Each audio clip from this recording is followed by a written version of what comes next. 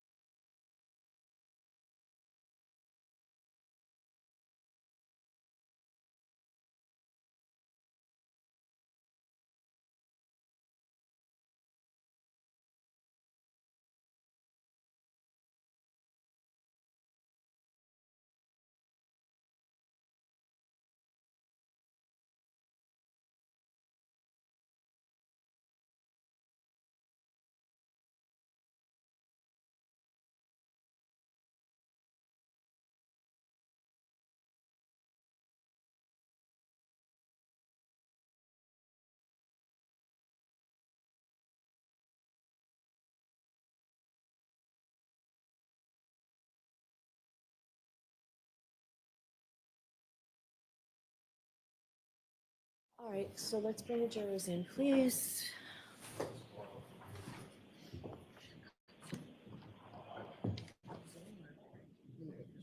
Leave us in there.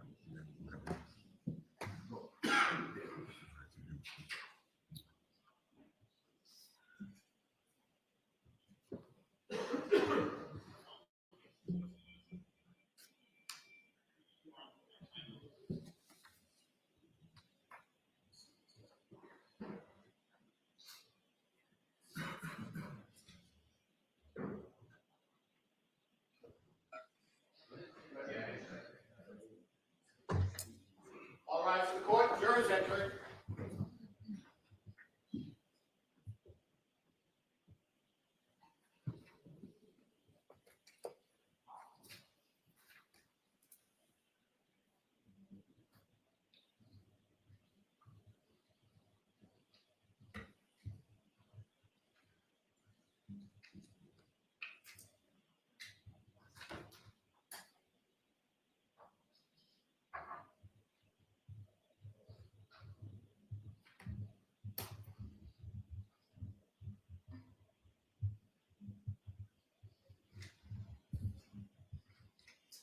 Please be seated.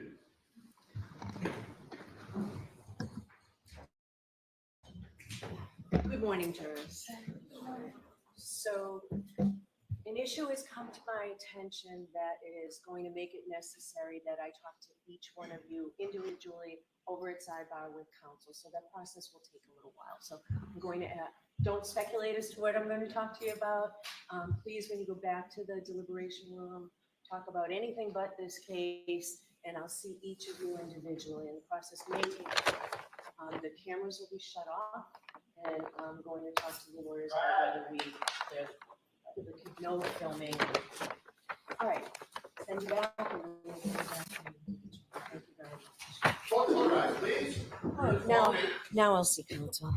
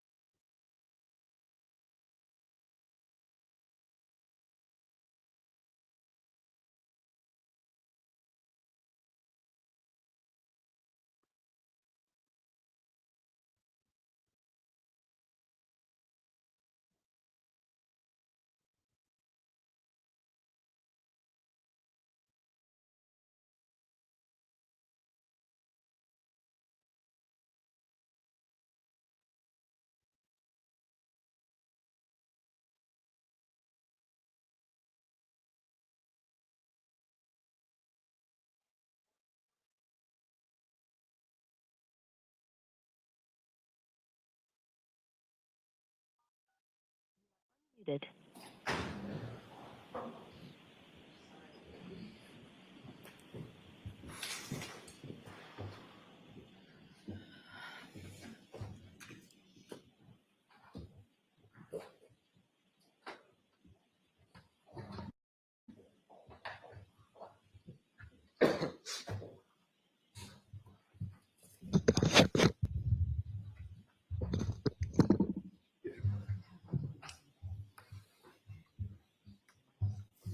Please be seated.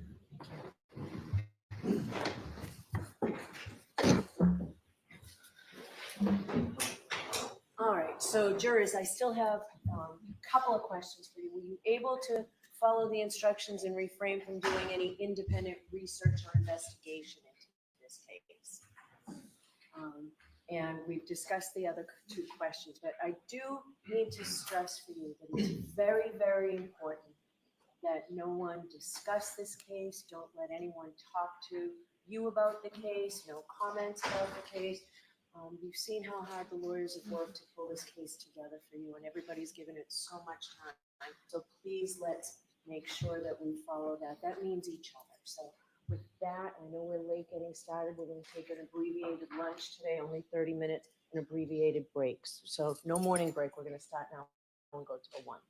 All right, Mr. Brennan, and we're taking a witness out of order. I apologize. We've got a witness here. Sometimes we take witnesses out of order.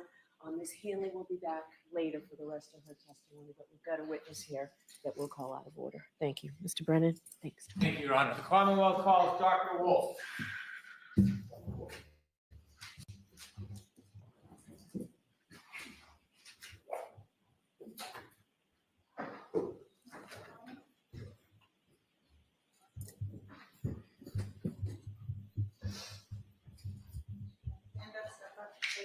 Raise your right hand, please. You solemnly swear the evidence you give to the court and jury in the case now and hearing to the truth, the whole truth, and nothing but the truth, so help you God. I do. Thank you. Good morning, doctor. Good morning. All right, whenever you're ready, Mr. Brennan. Thank you, Your Honor. Good morning, sir. Good morning. Could you please introduce yourself to the jury, spell your first name and last name for the court reporter? Sure. My first name is Isaac, A-I-Z-I-K. It's phonetic. Last name is Wolf, W-O-L-F, like the real thing. What do you do for a living? I'm a brain surgeon. Is there a special part of medicine that you study? Well, my main interest in brain surgery is brain tumors and trigeminal neuralgia. But I also specialize in movement disorders. I do pediatrics and adults. Are you an active working neurosurgeon? I am very active working neurosurgeon. I get up every day at 4:30 in the morning to go to work, 5 days a week. I take call 300 days out of 365 days a year. Did you work yesterday? Yes, I did. What type of work did you do yesterday? I did 2 brain surgeries yesterday. Are you working tomorrow? I have 4 surgeries scheduled for tomorrow, which is why this is a little bit delayed for me, and I have 4 on Friday. And what type of surgeries do you have tomorrow and Friday? I have 3 brain tumors, 1 trigeminal neuralgia, and on Friday I have 4 patients with movement disorders. You're here today as a witness. How much of your practice, how much % of your income is from being a consultant or a witness for a case? Probably less than 1%. I don't do this for a living. I want you to take us through some of your education and background. Could you share with us where you went to medical school and where you graduated from? I went to Yale Medical School. I graduated summa cum laude. Was that in 1981 that you graduated? Correct. After medical school, did you begin internships in medical residency? I did an internship at Hennepin County Medical Center, which is a trauma center in Minneapolis. I then did 5 years of neurosurgical residency at the University of Minnesota. And was that in Minnesota? Correct, in Minneapolis. Is there something about that hospital that has some specialty? It was one of the #1 training centers for chairmen in neurosurgery at the time. Did you, in your residency and in your fellowships, do any work or study in pathology? During your residency as a neurosurgical resident, you do 6 months in neurology, you do 3 months of neuroradiology, you do 3 months in pathology, which includes autopsies on brains. And then you do rotations through a trauma center as a chief resident, through a VA hospital, and then ultimately at the university hospital for elective cases. We also do 6 months of pediatric neurosurgical residency. Did you do a fellowship at New York University? Yeah, at NYU, I did a fellowship before I went to the University of Maryland as a professor in brain transplantation. The interest was in using cells to create dopamine centers in rat brains with the concept of Parkinson's being curable with transplantation. I'd like you to take us through some of your faculty positions, and so that you can share with us some of the progression of your training and experience. And did you begin at the University of Maryland Hospital? Yes. In 1987, the University of Maryland recruited me to start their epilepsy surgical program and skull-based program. And then part of our responsibilities as assistant professors was to cover shock trauma. Could you explain for us what shock trauma means and whether the University of Maryland Hospital was a shock trauma hospital? So the University of Maryland and shock trauma were actually two separate entities when I started. A man named Cowley had basically developed the concept of the golden hour. So prior to Dr. Cowley, most trauma was just taken locally. That meant as a community hospital, if a patient had been in a motor vehicle accident, they needed an orthopedic surgeon, they had to call the orthopedic surgeon in, could take 15 minutes, could take 3 hours. The same thing for a vascular surgeon, the same thing for a neurosurgeon. Dr. Cowley came up with the concept that you needed a center that was strictly for trauma, and every attending had to be in the hospital 24/7. So that was the concept of shock trauma back in the 80s. When I got there, we were transitioning from a very small center to a 125-bed hospital that was completely committed to trauma. In that experience, in the years you worked there, did you have an opportunity to treat a number of people with brain injuries? We treated well over 100 patients a year, a month, basically, with brain injuries at shock trauma, along with spinal cord injuries. Did you perform surgeries in different types of brain trauma and brain injuries? Yes. After Maryland in 1993, did you move to Miami Neuroscience Center? Yes. In 1993, I left academics. I went into private practice in Miami, and I started the Miami Neuroscience Center. We were the first private community hospital to have what's called the Gamma Knife. So we were the 13th in the country, but the only one that was non-university based. And Gamma Knife radiosurgery is using radiation to operate on the brain. Are you presently the director of the Miami Neuroscience Center at Larkin Hospital? Yes, I am. Do you conduct a number of surgeries a year there? Correct. So I spent 19 years at Doctors Hospital, and then we moved to Larkin Hospital 13 years ago, developing the new radiosurgical unit called ZAP, and also another fancy machine called high-frequency ultrasound to treat the movement disorders. You've noted that you have professional memberships. I don't want to go through all of them. I'd like to point out a few. Are you a professional member of the American Association of Neurological Surgeons? Yes. Are you a member, a fellow American of the College of Surgeons? Yes. Are you a member of North American Skull-Based Society? Yes, And is that brain related? it is. Are you a member of the Society for Neuro-Oncology? Yes. Are you a member of over, or at least 34 different professional memberships? Yes. In your career, have you engaged in research?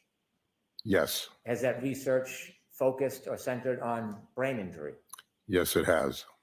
Is some of your research as a principal investigator for THAM treatment of brain tissue acidosis in severely head injured patients? Yes. Did that research and as a principal investigator help you in your diagnosis and treatment of brain injuries? It actually was in the treatment of severe head injuries, patients who were unconscious, the concept of trying to relieve the increased intracranial pressure that occurs from the injury and to increase blood flow, thereby increasing oxygen to the brain. Did you also serve as principal investigator for research for the PEG, SOD, and severe head injury? Yes. Could you describe that very briefly? Basically the same, one of the biggest problems in brain injury is the fact that blood flow ceases to exist as the brain swells up. And so one of the things we try to do is preserve the neurons by making sure that they have enough oxygen and blood flow to them. All these are agents that try to assist that. I won't go through all of your research and principal investigator roles, but I want to ask you about one more. And that is, did you serve as principal investigator relative to the IRB protocol for brain pathology? Yes. And what did that do? What was that about? It was about looking at what happens after a brain injury to blood vessels and tissue as the intracranial pressure increases in the brain. Have you been part of publications of a number of different books? Yes. I won't list parts of all 16 books, but can I point out a few? Sure. Were you the author of a book chapter regarding head injury, difficult medical management? Yes. Were you the author of a book chapter on pediatric neurosurgical emergencies? Yes. Were you the author of a book chapter on complications of head injuries in adults? Yes. Were you an author of a book chapter, imaging of craniocerebral trauma? Yes. Were you an author of a book chapter in emergency room assessment of the head injury patient? Yes.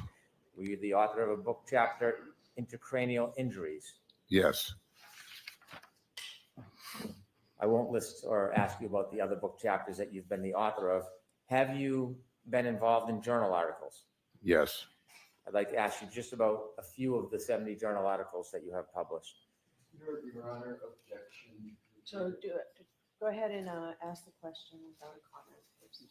Were you an author of a journal article, Intracranial Pressure in Non-Traumatic Ischemia and Hypoxic Cerebral Insults? Yes. Were you the author of a journal article, Post-Traumatic Cerebral Infarction? Yes. Were you the author of the journal Fractures of the Clivus? Yes. Could you tell me a little bit about that paper? We used thin cut CT scans to identify fractures of the skull base. Prior to this, prior to CT scans, it was very difficult to actually identify radiologically a skull fracture with plain x-rays. The idea was to see if we could identify them more clearly. And so we classified them and delineated them in the paper and discussed the outcomes that were relative to those type of injuries. In the last journal article I'll ask you about, were you the author of a journal article regarding acute traumatic midbrain hemorrhage? Yes. Were you the presenter in a number of presentations regarding head injury and brain injury? Yes. You've listed 93. I'll ask you just about a few. Were you a presenter in fractures of the clivus, clinical and radiographic features? Yes. Am I pronouncing that correctly? Clivus. Thank you. Were you the presenter in acute head injury? Yes. And a separate presentation, fractures of the clivus, classifications and clinical features? Yes. Do you lecture? Yes.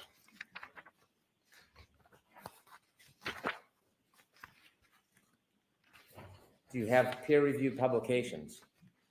Yes. That was one of them. Thank you. And are you heavily involved in clinical research?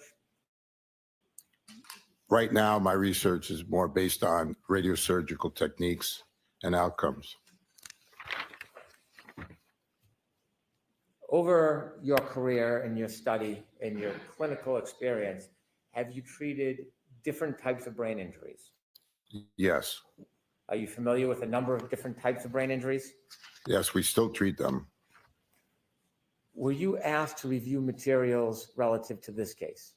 Yes, And do you recall the materials that you reviewed? yes. Could you share with us some of the materials that you reviewed? I reviewed the chief medical examiner's assessment of the case. I reviewed pictures that I'm assuming the medical examiner took of the autopsy. And I reviewed the report from the forensic pathologist. And before I ask you about your review of specific materials and your opinions in this case, is there a benefit to your clinical experience in studying brain injuries as opposed to the experience you had as a fellow simply with pathology? Well, I think that for the jury to understand is a clinician understands the process from the time the injury occurs till the patient either leaves the hospital or dies.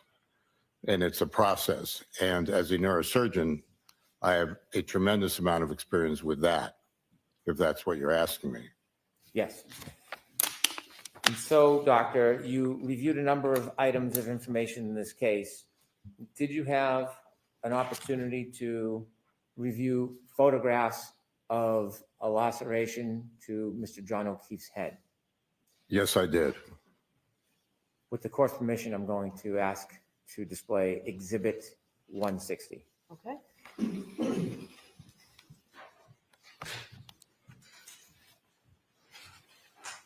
Dr. Wolf, I'm going to ask you to take a look at this photograph. Have you seen this photograph before?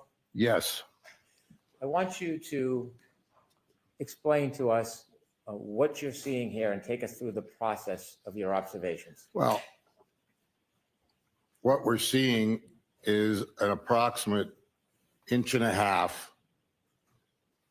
laceration with bridging tissue and contusions and abrasions. To us, that's just a classic blunt trauma injury. There's nothing other than just vanilla about it. This is what happens when soft tissue hits a solid ground. The skin tears apart a bit, but not through and through. As you can see, there's the bridging. You can see all the bruising or contusions and just the tear, a little bit serrated along the edges. Thank you. If you could take that down. Dr. Wolf, as a result of that wound, did you have a chance to further look at information provided to you about the actual inside the skull of Mr. John O'Keefe? Yes, it was the pictures that I was reviewing showed a non-depressed skull fracture extending linearly through the clivus and into the frontal fossa of Mr. O'Keefe over the orbital roofs. He had fractures along the temporal fossa as well. So it was a classic linear basilar skull fracture. Is basal skull fracture a It's characterization? basically the base of your skull is what it encompasses. So the opening at the very bottom is what we call the foramen magnum that connects your brainstem to your spinal cord.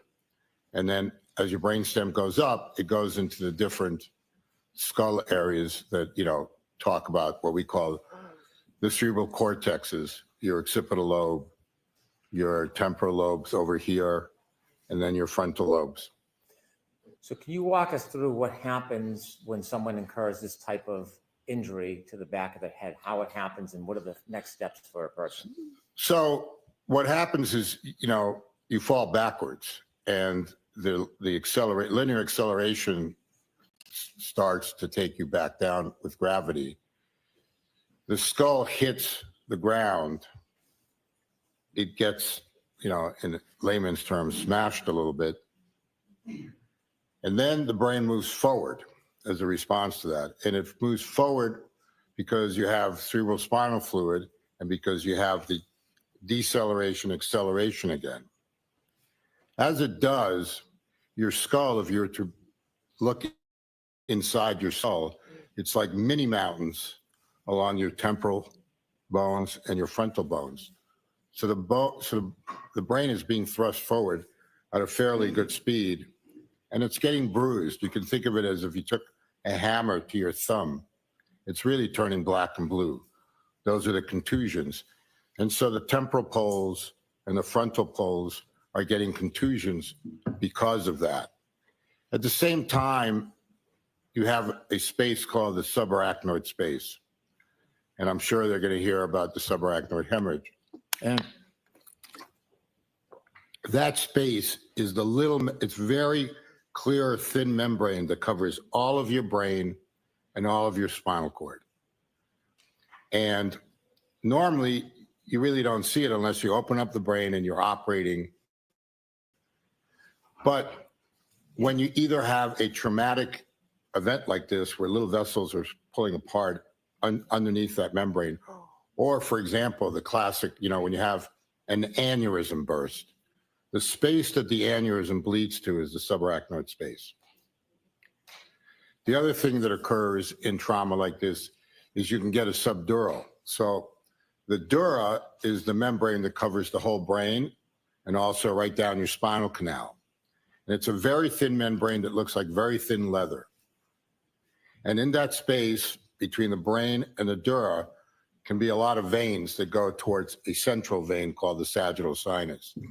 And if those tear, you have a venous hemorrhage from, which is not arterial, so it's not quick, but that can develop into a subdural as well.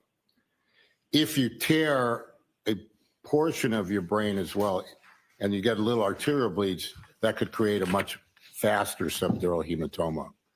And so when you look at the pathology, the autopsy of his brain, you're looking at a subarachnoid hemorrhage, you're looking at a subdural hemorrhage, neither one of them which was huge or would have required surgery, as well as the contusions that I described in his frontal poles, in his temporal poles, and then the original bang, which was in the occipital area. These are all findings that you would see on a CT scan and an MRI scan without requiring an autopsy if he had made it to the emergency room. I want to take a step back. At the beginning, you said that this laceration on the back of his head was caused by a fall. Could this be caused by a fall landing on hard ground? Yes, like I said, it's a classic blunt trauma laceration. Do you have an opinion to a reasonable degree of medical certainty whether this injury, the laceration and the basal fracture, was caused by Mr. O'Keefe falling backwards on the ground? My opinion is that that's what caused his whole injury. The pattern of the laceration, do you have an opinion whether that is consistent with hitting the cold, hard ground? Objection, Your Honor. Can we have sidebar on that, please? So I'm sustaining the objection, so no sidebar. Your Honor. Do you have an opinion, doctor, about whether that laceration on the back of his head was caused by a particular movement? Well, the only way he could get this kind of an injury was to fall backwards, hit the back of his head, and then the resulting, energy forces going into his brain and to his base of his skull. Would that type of laceration require Mr. O'Keefe to have hit a line type or ridge type object? A ridge type of object? Yes. No, like I said, the tearing of the skin in that fashion, you could look it up, would be just a classic blunt trauma injury. Is there anything about that injury that would suggest to you it had to have been something sharp or ridge-like to cause? Objection, Your Honor. Again, request kindly a sidebar on this. All right, we'll come to Thank you.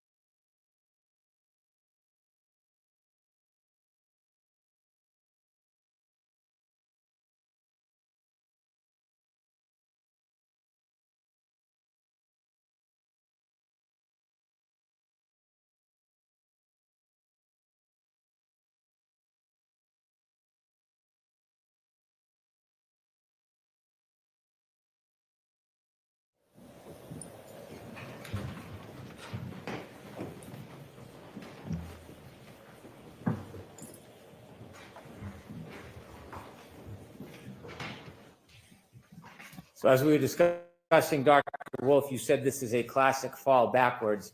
Is there anything about the pattern of that laceration that would suggest that there was a ridge or a line type edge that caused that wound? Not necessarily. And have you seen, in your experience, similar types of lacerations and breaks caused by falling on hard ground? Yes, you can see that both in the occipital region. You can see it if patients fall on the, forehead. The skin tears, they're still bridging, and then they get bruises. Some of your work was in Minnesota. Correct. Was it a colder part of Minnesota? Very cold part of Minnesota. Did you- It's Minneapolis. I'm sorry. Did you often see these type of injuries there? Yes, I mean, we took care of a trauma center, Hennepin County. Very frequently, patients drunk fall down on ice sidewalks and could develop, lacerations in their head, epidurals, which are blood clots above the dura because they fracture a bone in the temporal area and they can get a bleed from a fractured artery. And it happens when people are shoveling snow and have a heart attack and fall backwards. So there are various ways that people fall, resulting in head injuries and lacerations to their forehead or to different areas of their head.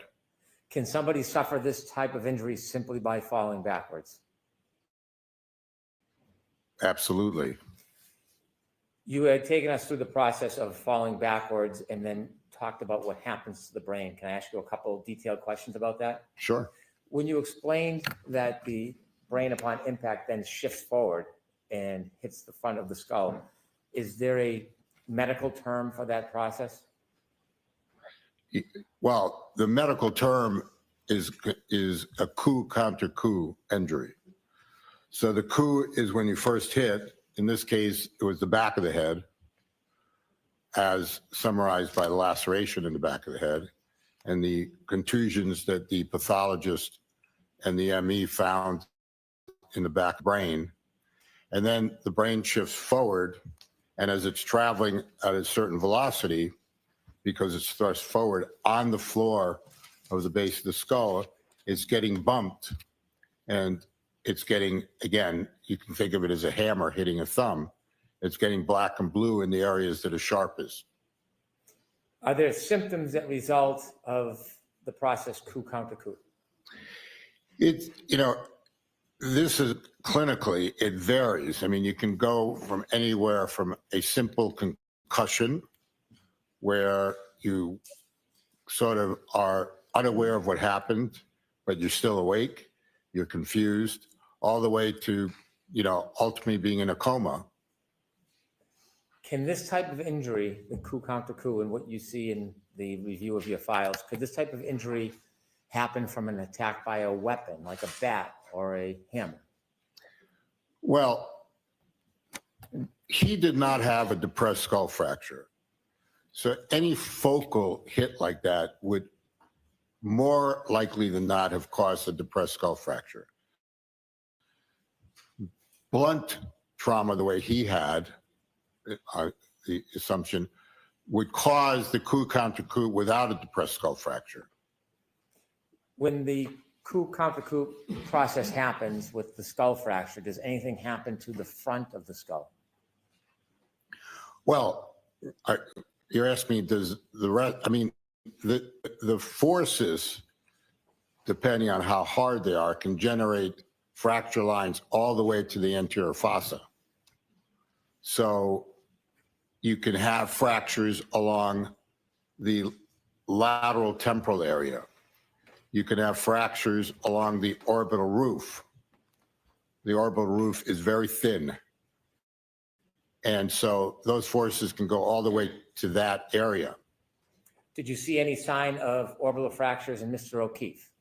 Yes, he had both the ME and the pictures taken, and the neuropathologist mentioned fractures of the orbital roof. Do you have an opinion to a reasonable degree of medical certainty how those fractures occurred? From the trauma. Could you just explain a little bit how that would happen? Well, as he fell backwards and he struck his head, it was clearly at a very high speed generated by the gravity. The bone, depending on the quality of his bone, the density, then generated forces. There's a certain amount of lateral give, and then the linear force going forward. It drives all the way up the clivus and forward into the anterior fossa where his orbital roots lay. And this is why people like this get what they call raccoon's eyes. Do you have an opinion whether the brain itself could have caused the orbital fractures? No, the brain is a soft substance. You could literally put your finger through the brain. We often operate on people fully awake. The brain couldn't possibly cause a fracture. The fracture was caused by the forces generated through that clivus, that middle bone in the middle of his base of the skull. Do you have an opinion to a reasonable degree of medical certainty whether or not the brain in any way could have caused these orbital fractures? The answer is absolutely not. In your study of the records and photographs and in your experience treating these types of injuries, do you have an opinion to a reasonable degree of medical certainty whether or not a person would remain conscious or would be immediately unconscious after the impact of the ground? Well, it's impossible to know whether he became immediately unconscious, but his injuries were very substantial. And it's more probable than not that at some point he quickly became unconscious and was unable to do functional activities. What does functional activities mean? The ability to, get himself up and about would be one of the functional activities. The ability to call for help would be a very significant cortical function. And that's why I was talking about, that there's a variation on the theme from a simple concussion to a severe concussion like this. If a person does not have functional abilities because they are rendered unconscious, does their body, could it still move? Yes, this is the interesting thing about our brain. So the cortex, which is the top portion of your brain, can get separated from your brainstem functionally. And what happens then is that your body is not acting autonomically, meaning vegetative. So why does that happen? We think it's because as we were cavemen, and if a caveman became unconscious, as an animal came up to eat it, the animal would touch it. Well, you have these automatic movements. One of them is called decorticating, which is where you draw your arms like this and you throw your feet out. And then a worse neurological situation is when you decerebrate. Now you push your arms out along with your legs. And that would scare off an animal. So we think that over time, genetically, this is what happened to our brains in order to create these. But those kind of movements are not thought processes. In other words, your brain is not telling you, oh, you have pain, go ahead and decorticate or decerebrate. It's an automatic movement in response to pain. I want you to take us back now to after the fall. Would Mr. O'Keefe, in your study and opinion, have died immediately? No. Can you share? I'm sorry. Yes, I'll tell you. There is very few things that you head injury where you would die, quote, immediately. So if I took a knife and stabbed you in the back of your neck right below your skull and I drove it through your brainstem, you would probably die immediately. If I shot you below your ear and went through and through below your ear and shot through your brainstem, you would die immediately. But traumatic head injuries, you would not die immediately. It's a process. And it's a process of a combination of things. Brain swelling, which takes a while to develop. Decreased blood flow to your brain because you're getting swelling. And ultimately, death of the brainstem that controls your heart and your breathing. And so this is why there is a whole big issue about brain death. You know, when is someone brain dead? Because it's not instant and it can take a long time to be conceived. In these injuries that are very severe that we took care of, there was a high mortality rate.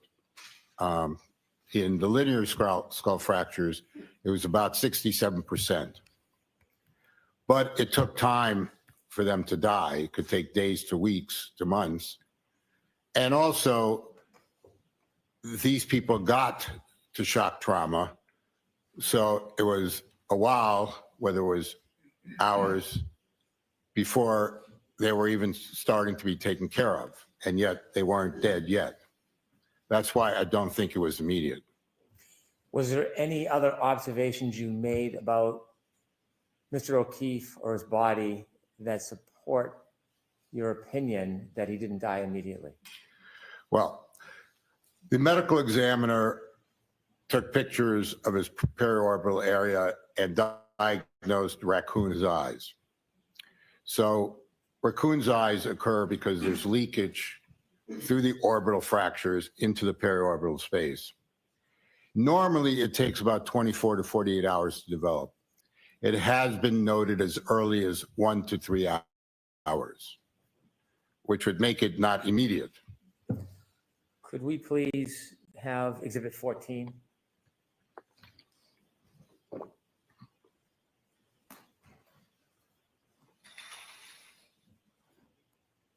Dr. Wolf, could you share with us what you see here in this picture? So right here, you can see the black and blue that sort of configures, if he had his eyes open, like what we describe as raccoon's eyes, right? And that's not caused by direct trauma to his eyelids. It's caused by what I described as the basilar skull fracture, which went to the anterior fossa, which is right over the orbit here, inside with leakage of blood products into that periorbital area. You mentioned that starts or takes at least 1 to 3 hours to begin. Minimally, yes. You take that down, please.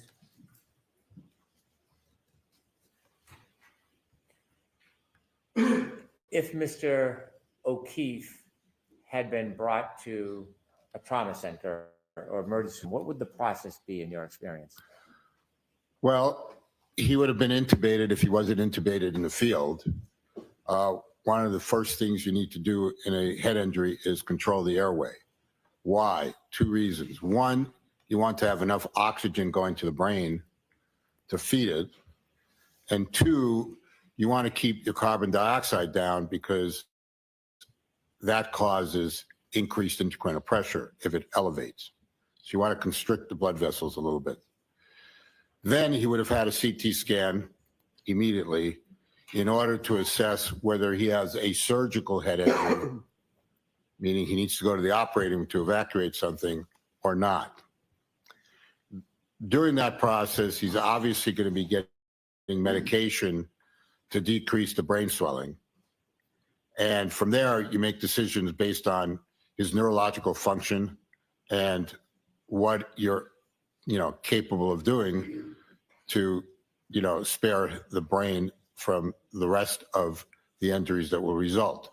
One of the things that occurs with contusions is a great medical term is they can blossom, which means they can get bigger. And if they get bigger, they might require surgical intervention to decrease the pressure as well as the volume of the blood that's destroying brain. And so you do serial CT scans in these patients over time. anywhere from every 6 to 12 hours to on a daily basis, depending on what the case by case, production of blossoming is occurring. You mentioned that about 2/3 of your patients who suffer this injury pass. Correct. What we saw is that in the patients that suffered linear clavicle fractures, 2/3 of them ultimately went on to die, and 1/3 lived. Is there commonality on how they pass? One of the common reasons they passed is if they trapped a major vessel in one of the fractures, they would get a significant brainstem infarct, meaning a stroke, meaning lack of blood flow to a very significant portion of their brainstem. And so that was one of the causes of death that ultimately we understood. And then the others died from the increased intracranial pressure that drove the brainstem down through the foramen magnum. Did you review any materials that talked about or identified Mr. O'Keefe's body temperature when he was treated? As I recall, his core temperature was 80 when he was found. Is that significant in the process and development of his injury from the moment he fell and hit his head until his ultimate passing? Well, hypothermia, if you define hypothermia, it starts at 95 degrees. Your core temperature is usually about 98, 98.6. 95 is very mild hypothermia. When you get to 82 degrees, you're in severe hypothermia. What happens when you're hypothermic, and I'm a neurosurgeon, but I can tell you that you get into multiple organ failure. Your heart starts to have problems. It can have arrhythmias. You're not breathing. And ultimately, at hypothermia, you also become unconscious and go into a coma-like state. Below 80 degrees, you're probably going to die. So all I can tell you, it wasn't helpful that he had a significant head injury and that he was then found hypothermic. Is it uncommon in your experience for people that suffer this injury to pass within 5 hours? Well, none of the patients we treated died within 5 hours, but it also didn't mean that we didn't realize that they were going to be in a potentially vegetative state. When someone's hypothermic, you have to warm them up in order to establish a clinical status, meaning you can't declare someone dead with a temperature of 80. You have to warm them up slowly, appropriately, and then reevaluate where they are clinically. I've asked you questions about whether you had an opinion about Mr. O'Keefe and when he died. I want to ask it in the form of a formal opinion. Do you have an opinion to a reasonable degree of medical certainty whether Mr. O'Keefe died immediately or within 15 minutes? No, I don't think he died immediately. Neither the hypothermia nor this kind of head injury would kill you immediately in any clinical experience I have. Dr. Wolf, thank you. All right. If I may have a moment, Your Honor? Sure. Thank you.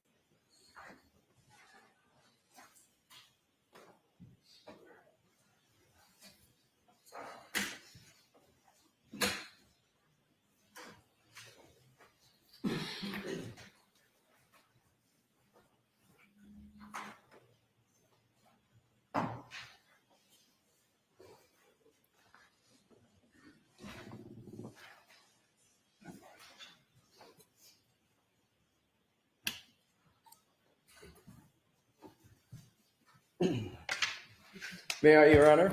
Yes.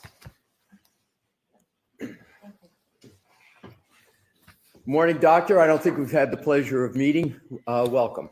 Thank you. Sir, can you just describe, you started to do it a little bit on direct, a typical day for you? I wake up at 4:15 in the morning. I go to my center. I set up patients with frames for their either radiosurgical procedures or stereotactic craniotomies. I go home. I make cappuccino for my wife at 6 o'clock in the morning. And then I get back to work at 6:30 and move on. I have patients that I'm operating on, and I have patients that I'm seeing through the day. What type of patients and what type of work? Just in a typical day. What are you doing? What type of patients and what do you do? It varies. I mean, I see patients with brain tumors. I see patients with hydrocephalus, which is water in their brain. I see pediatric brain tumors. I see subacute and chronic subdural hematomas, post-traumatic. I see patients with strokes that are being misdiagnosed. I see patients with cancer, metastatic disease. I used to see patients with cervical problems. I stopped doing that 2 years ago. I mean, I don't know what else you want me to tell you. No, that's great. And is that typical day, typical of the type of days you've had for the past month, past few years? Is it generally, without specifics, is it generally? Correct.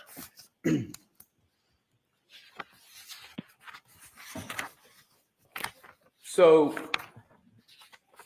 none of your typical days, none of the past typical months have involved forensic pathology, have they?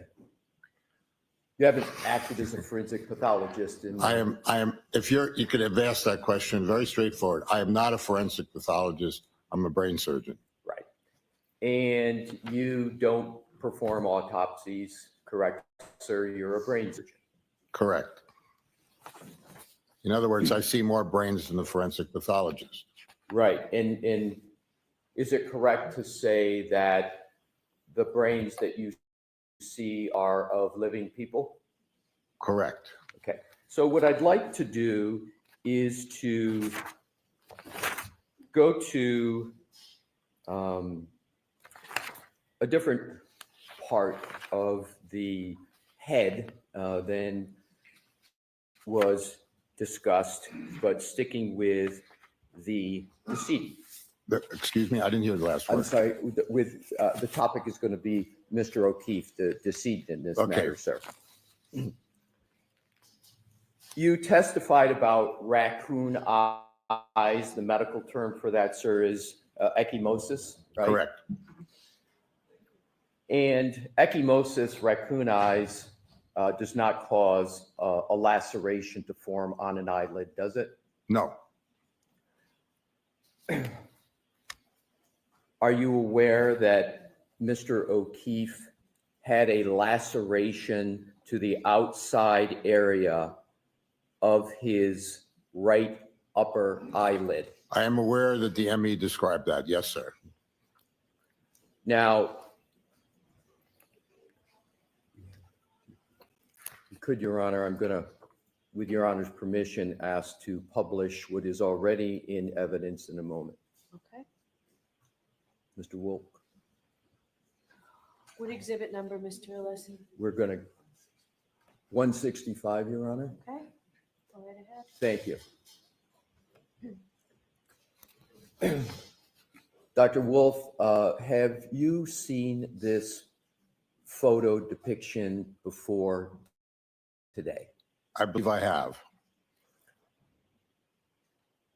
Is it correct that that injury on the upper right eyelid is caused by the application of force directly to that area of the front of the head, again, namely the upper eyelid? That's possible, yes. Is it more than possible? Is it probable that injury was caused by the application of force directly to that area of the front of his head? Well, an easy answer to that would be is that that's not part of the periorbital ecchymosis. Thank you, sir. That was exactly going to be my next question. This injury is unrelated to any of what you've been describing, the fall backwards, the force transfer inside the skull, the, as you described it, the dura, the cerebral spinal fluid, all of that dynamic that you so ably described on your direct examination. This injury has nothing to do with that, correct? Correct.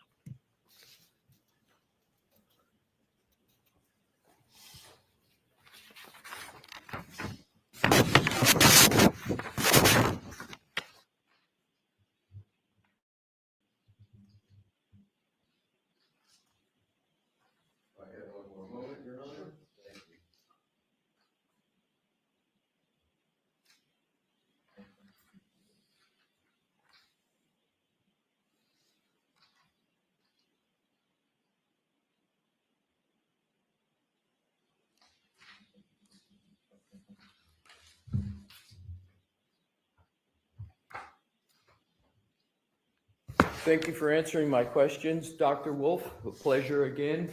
No more questions at this time, Your Honor. Any brief follow-up on that? No, thank you. All right, Dr. Wolf, you're all set, so you can get out of here. Thank you very much. All right. Mr. Brennan? May we have a moment to inquire of our next witness? Sure. And when I see counsel outside our jurors, feel free to stand up and stretch.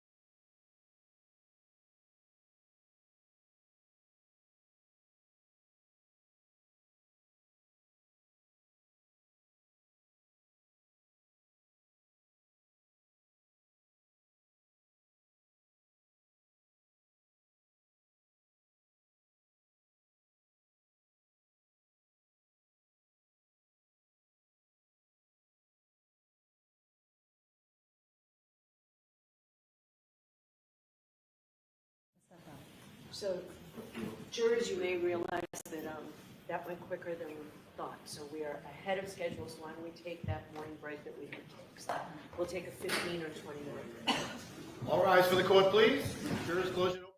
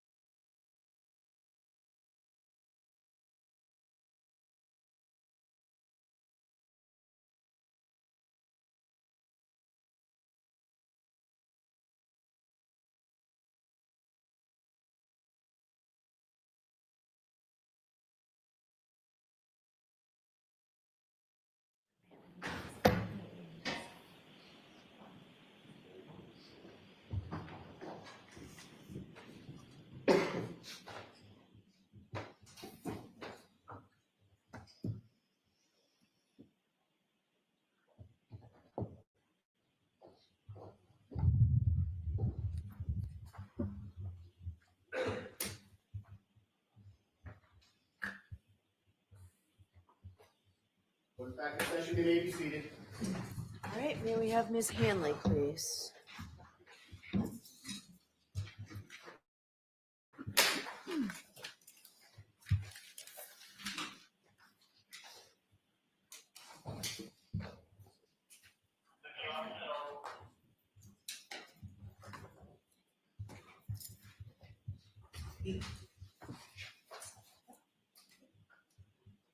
And ma'am, I'll remind you, you're still under oath. Keep your voice up. Thank you.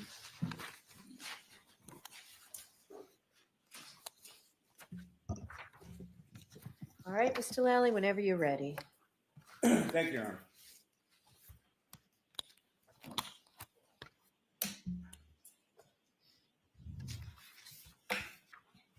And ma'am, if you could, just please introduce yourself to the jury again, spelling your last name for the record. Sure. I'm Christina Hanley. Hanley is spelled Hanley. And Ms. Hanley, given the break, if I could just ask you a few questions, just to reorient as far as the items that we were speaking about yesterday in your testimony. First, starting with the items of glass that you analyzed in this case. The first of those items was an item 3-2, is that correct? That's correct. And if you could, please describe for the jury, or please provide the jury with the description for that item that you see. Sure. So item 3-2 was a clear glass cup with broken irregular edges. And there was some dirt debris material that was noted on the exterior and interior surfaces. Your Honor, may I approach? Yes. Did you show counsel? I see all these, All right. I gave Mr. Jackson my copy, yes, thank you. Showing you a photograph, Ms. Hanley, do you recognize that? Yes, I do. And what do you recognize that? So this is a photograph that I took. It's item 3-2, but it's also, I would have to double check on my notes, but I believe it has item 7-12, one of the pieces that I'm holding that's showing a physical match between those two items. Your Honor, call both the seat to introduce in the minutes of the next exhibit. Go check. Okay. Exhibit 195. And Your Honor, may I publish? Yes. Ms. Gilman, if I could have photograph 9490.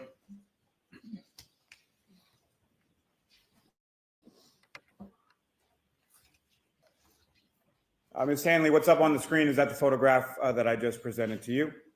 Yes, it is. And if you could, please describe for the jury what we're looking at here. So that is a photograph that I took upon examination. It is the clear glass cup item 3-2. And I'm holding another piece, which again, I believe it's one of the pieces from item 7-12. I would need to confirm in my file, but I'm showing that one of the pieces physically fits with item 3-2. Thank you, ma'am. Ms. Gilman, you can take that down. May I approach again, Your Honor? Yes.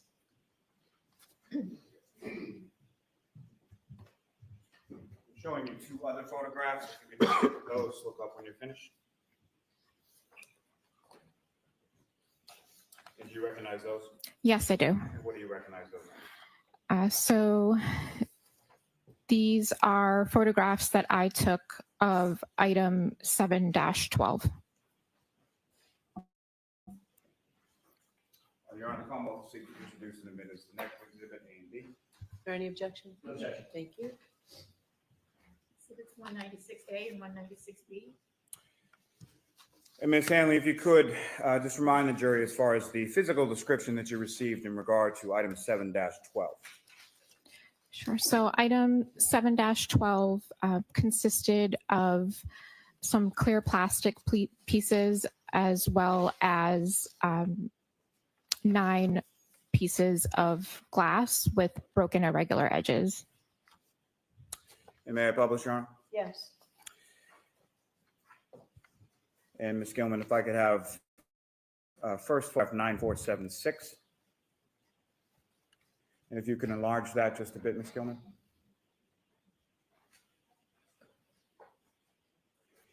And Ms. Hanley, what are we looking at in this photograph? So this is the photo that I took of item 7-12 as I received it.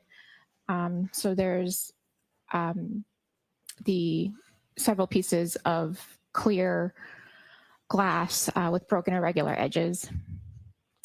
And Ms. Gilman, if I could have 9477. And if you can enlarge that just a bit. And again, Ms. Hanley, what are we looking at in this photograph? Those are the same pieces of glass as in the previous photo, just a little bit more up close of the clear glass that was recovered and is item 7-12. Thank you. Ms. Gilman, you can take that down.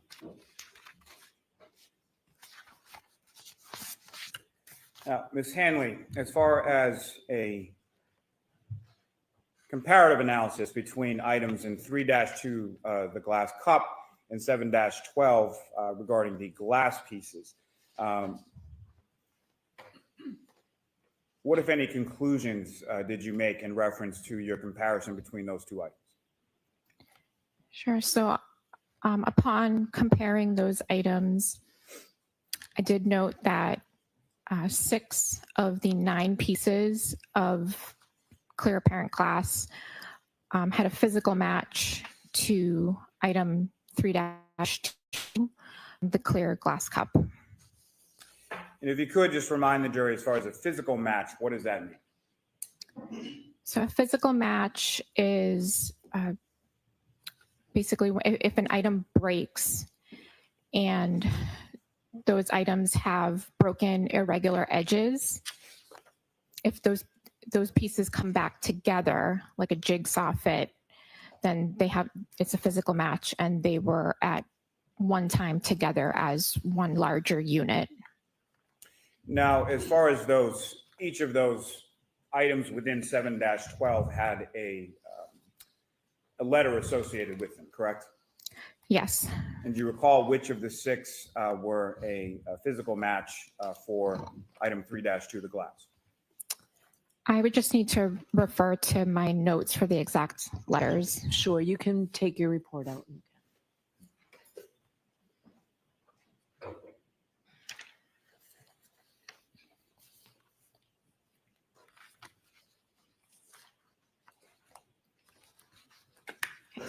The 6 pieces of glass from item 7-12 that physically fit to item 3-2 were A, B, C, D, F, and K. May I approach, Your Honor? Yes. Well, let me ask you this first. I'm sorry. So, Ms. Hanley, during the course of this physical match analysis that you're conducting, are you memorializing that process with photographs as well? Yes, I am. May I approach? Yes.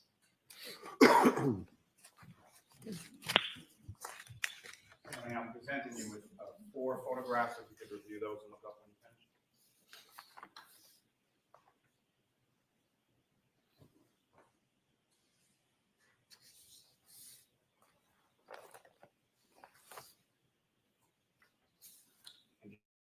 Do you recognize those, ma'am?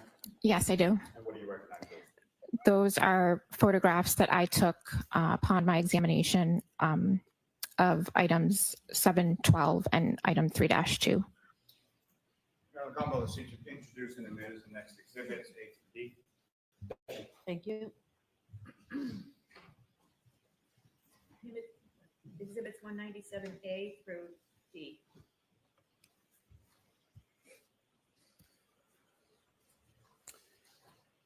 And may I publish, Your Honor? Yes. Ms. Gilman, if I could have 9502, please.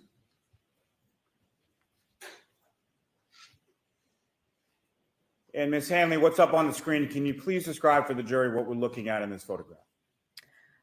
So this is one of the photos that I took of one of the breaks that physically fit together between item 3-2 and item 7-12.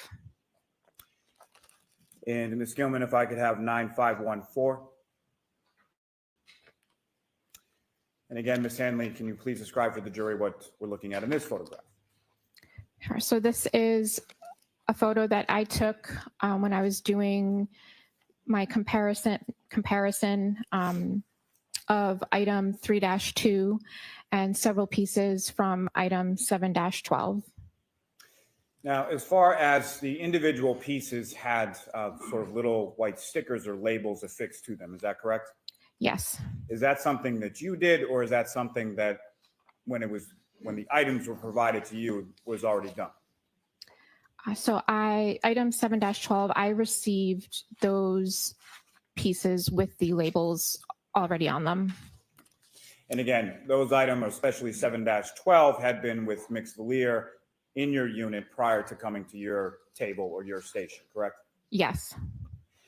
Ms. Gilman, if I could have 9518. Again, Ms. Hanley, what are we looking at here? So this is another photograph that I took of the physical match. It's just another view of the items together of item 3-2 and several pieces from item 7-12. And lastly, for this batch, Ms. Gilman, if I could have 9520. And again, Ms. Hanley, what are we looking at here? So this is another picture that I took of the items just slightly rotated of item 2 with a physical fit to several items or several pieces from item 7-12.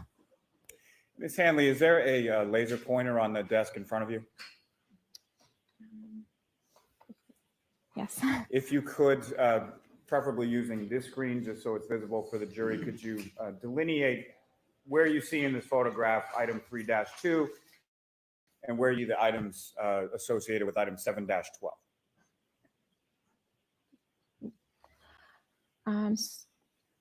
So this right here is item 3-2, and these pieces up here are several pieces from 7-12.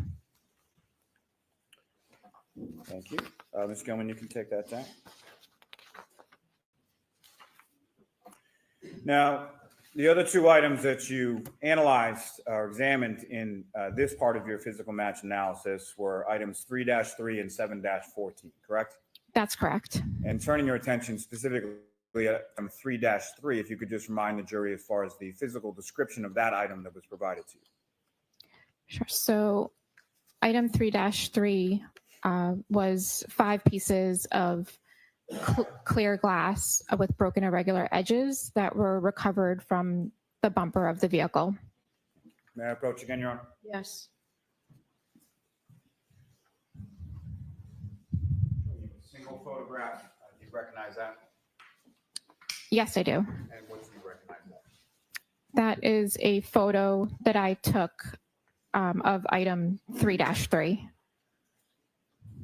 Your Honor, Commonwealth seek to introduce in the minutes of next exhibit. No objection, Mr. Jackson? No objection, Your Honor. Exhibit 198.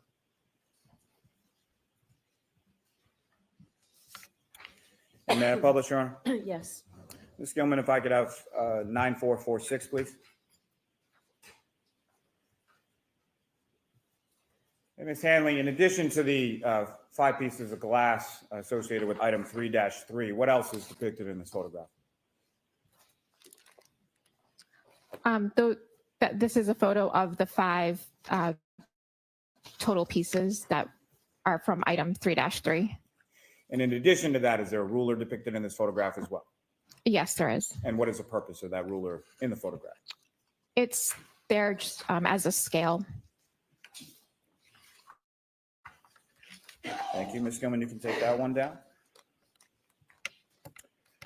And Ms. Hanley, the last of those items, 7-14, if you could just remind the jury as far as what was the physical description that was provided to you in reference to item 7-14. Sure. So item 7-14 was a clear piece of glass with broken irregular edges that was recovered from the road. May I approach again, Your Honor? Yes.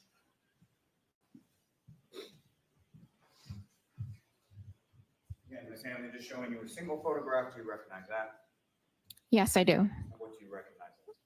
This is a photo that I took of item 7-14. Your Honor, almost seek to introduce the minutes next exhibit. No objection. All right. Exhibit 199.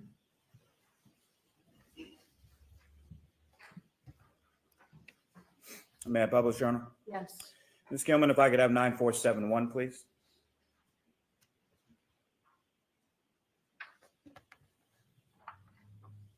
So And again- the two screens don't match.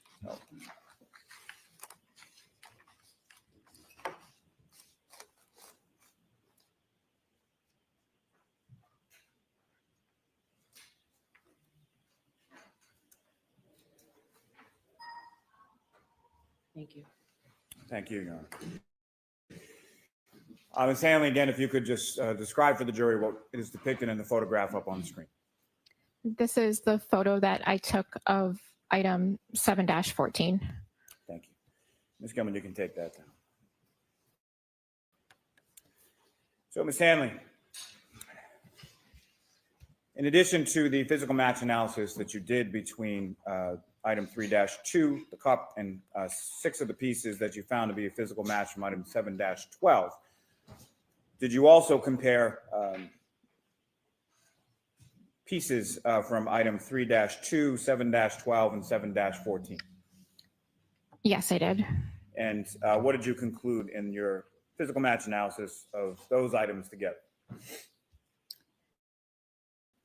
So upon examining and comparing item 3-2, 7-12, and 7-14, I had concluded that 6 of the 9 pieces of glass from 7-12 physically fit with item 3-2, and the remaining 3 of the 9 from 7-12 did not have a physical fit to item 3-2. I also compared item 3-2 and 7-12 to 7-14, but there was no physical match to item 7-14. Now, in addition to that, did you also do a physical match analysis between item 3-2, the drinking glass, 7-12, pieces found from the roadway, and certain pieces from 3-3 from the bumper of the vehicle? Yes, I did. And what did you conclude based on that physical match analysis between those items? So upon examining and comparing those items, so there were 5 total pieces of glass from item 3-3. I used 2 of those pieces for physical match comparison to the items recovered from the road. Upon my examination, I did not, there was no physical match between those 2 pieces from item 3-3 to any of the pieces recovered from the road. So that included items 3-2, 7-12, and 7-14.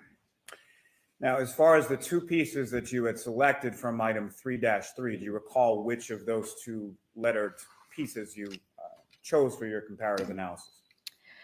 Yes, And which were they? they were pieces A and B. And if I could ask why pieces A and B versus other pieces?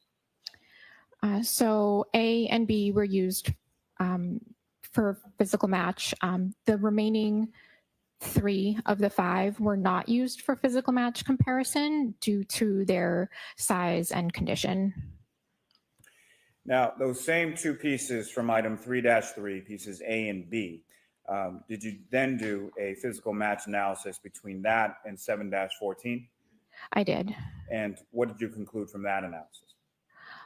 I concluded that there was no physical match between the two pieces from item 3-3 to item 7-14. Now, did you also do a physical match analysis between piece E from item 3-3 from the bumper? I did not.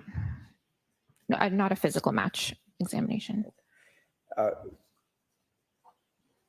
Did you do any comparative analysis between a piece of glass E from 3-3 from the bumper and item 7-14? Yes, I did. And what did you conclude from that analysis? So I selected piece E for further examination. I did microscopic examination as well as instrumental analysis, and I did the same microscopic and instrumental analysis to 7-14, and I compared the data, and I came to the conclusion that the piece that I sampled from item 3-3, piece E, was found to be consistent in physical and instrumental properties to the sample that I took from item 7-14. If you could, Ms. Hanley, could you please explain to the jury when you say instrumental analysis, what is that? What does that consist of? So the instrumental analysis that I conducted was on the Grimm instrument, which measures the refractive index of the samples. So after I had ran my samples for both item 3-3 and 7-14, I compared the data to determine whether they were consistent or not consistent. And so when you say that something is consistent in instrumental properties, what does that mean? So in this instance, they had consistent refractive indices.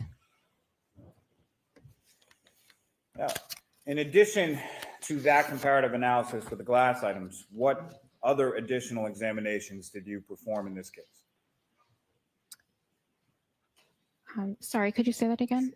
In addition to items 3-2, 3-3, 7-12, and 7-14, what other items did you look at in this case?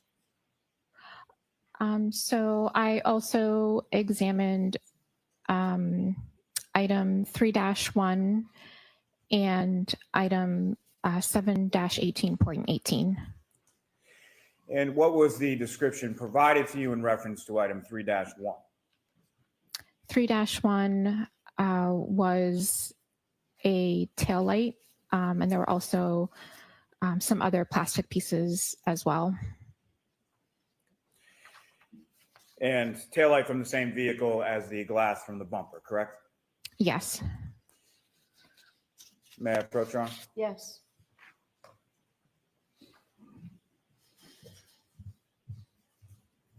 You have another single photograph. Do you recognize that?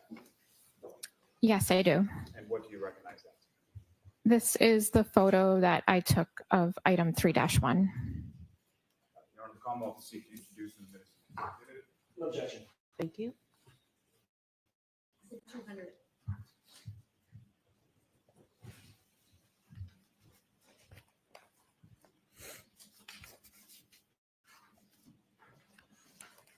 May I publish, Your Honor? Yes.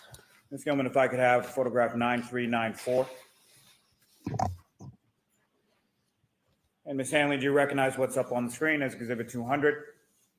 Yes, I do. And what do you recognize it to be?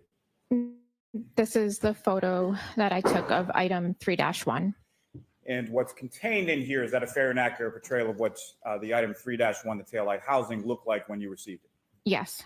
Now, as far as, and we'll get to this more a bit in a moment, but as far as any sort of comparative analysis that you did with any other item, what part of this taillight housing were you comparing to that other item? So there were clear and red plastic portions of the taillight that appeared to be broken. So I sampled portions of the clear plastic as well as the red plastic on the taillight. And just for clarity purposes, if you could with the pointer, as far as which of these pieces up on the screen were you sampling the clear and or the red plastic from?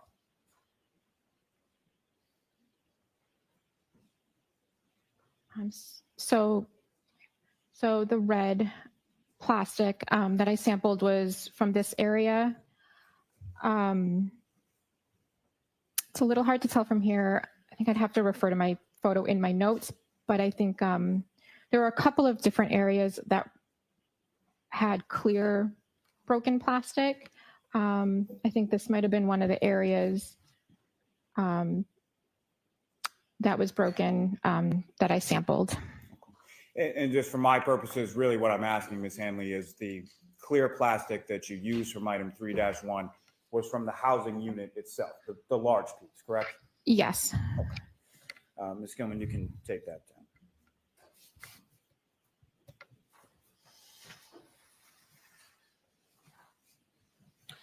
Now, the other item that you were comparing this to was item 7-18.18. Is that correct?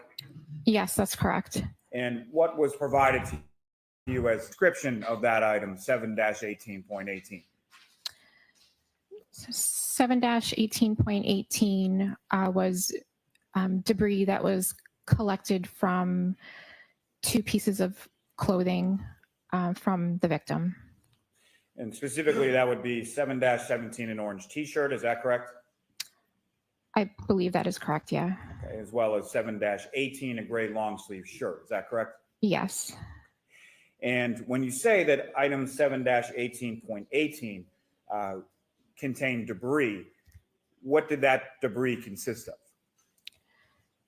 So the debris consisted of one clear piece of plastic, as well as several pieces of red plastic, among some other trace material.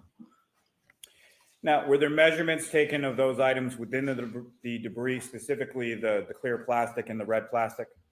Yes. And what were those measured to be? I would just need to refer to my report for that. Okay, go ahead. Thank you.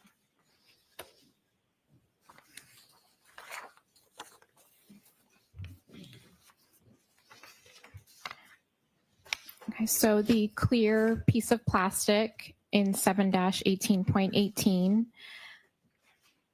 it measured approximately 1/8 of an inch by 1/16 of an inch. And then I measured the largest and the smallest of the red plastic pieces. And the largest piece of red plastic measured approximately 1/16 of an inch by less than 1/16 of an inch. And the smallest piece among those measured approximately less than 1/16 of an inch by less than 1/16 of an inch. And so those particular pieces that you measured, about how small are we talking about? So the largest for the red plastic, the largest piece measured, just for visual purposes, it's roughly like the size of a grain of rice. The rest of the pieces were smaller than that. And who within the lab provided that debris in that taillight housing to your unit, to the trace unit?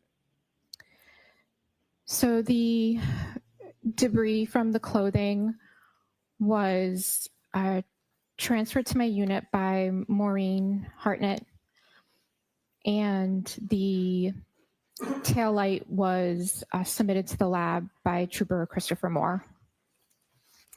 May I approach, Your Honor? Yes.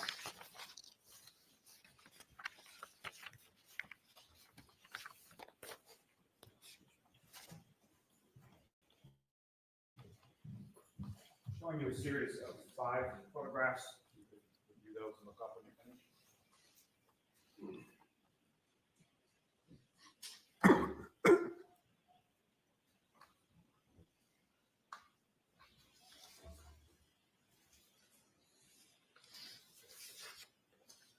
Generally speaking, Ms. Hanley, do you recognize what's depicted in those photographs? Yes, I do. And what do you recognize those from? Those are the photographs that I took of 7-18.18. I'm going to come up to seek to introduce and admit as the next exhibit, A through E. No objection. It's 201 A through E.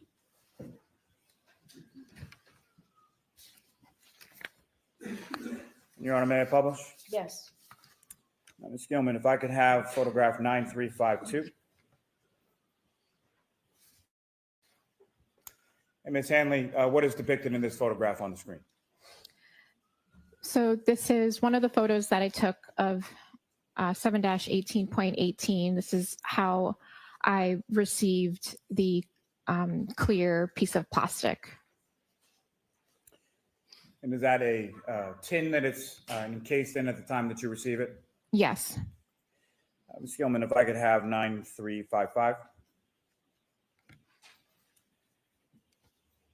And what is this, Ms. Hanley? So this is a photo of the clear piece of plastic that was within that tin. And Ms. Gilman, if I could have 9364. And Ms. Gilman, if you could enlarge this just a bit. Maybe just a little more, please. Thank you. And Ms. Hanley, what are we looking at in this photograph? This is the photo that I took of the debris that was collected from the clothing items. Ms. Gilman, if I could have 9366. And again, Ms. Hanley, what are we looking at here?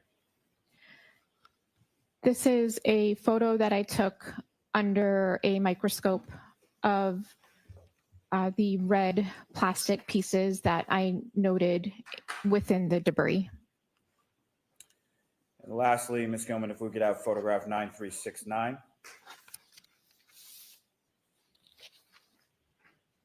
And Ms. Hanley, what are we looking at here? This is a picture that I took of the red plastic pieces that I removed from the debris.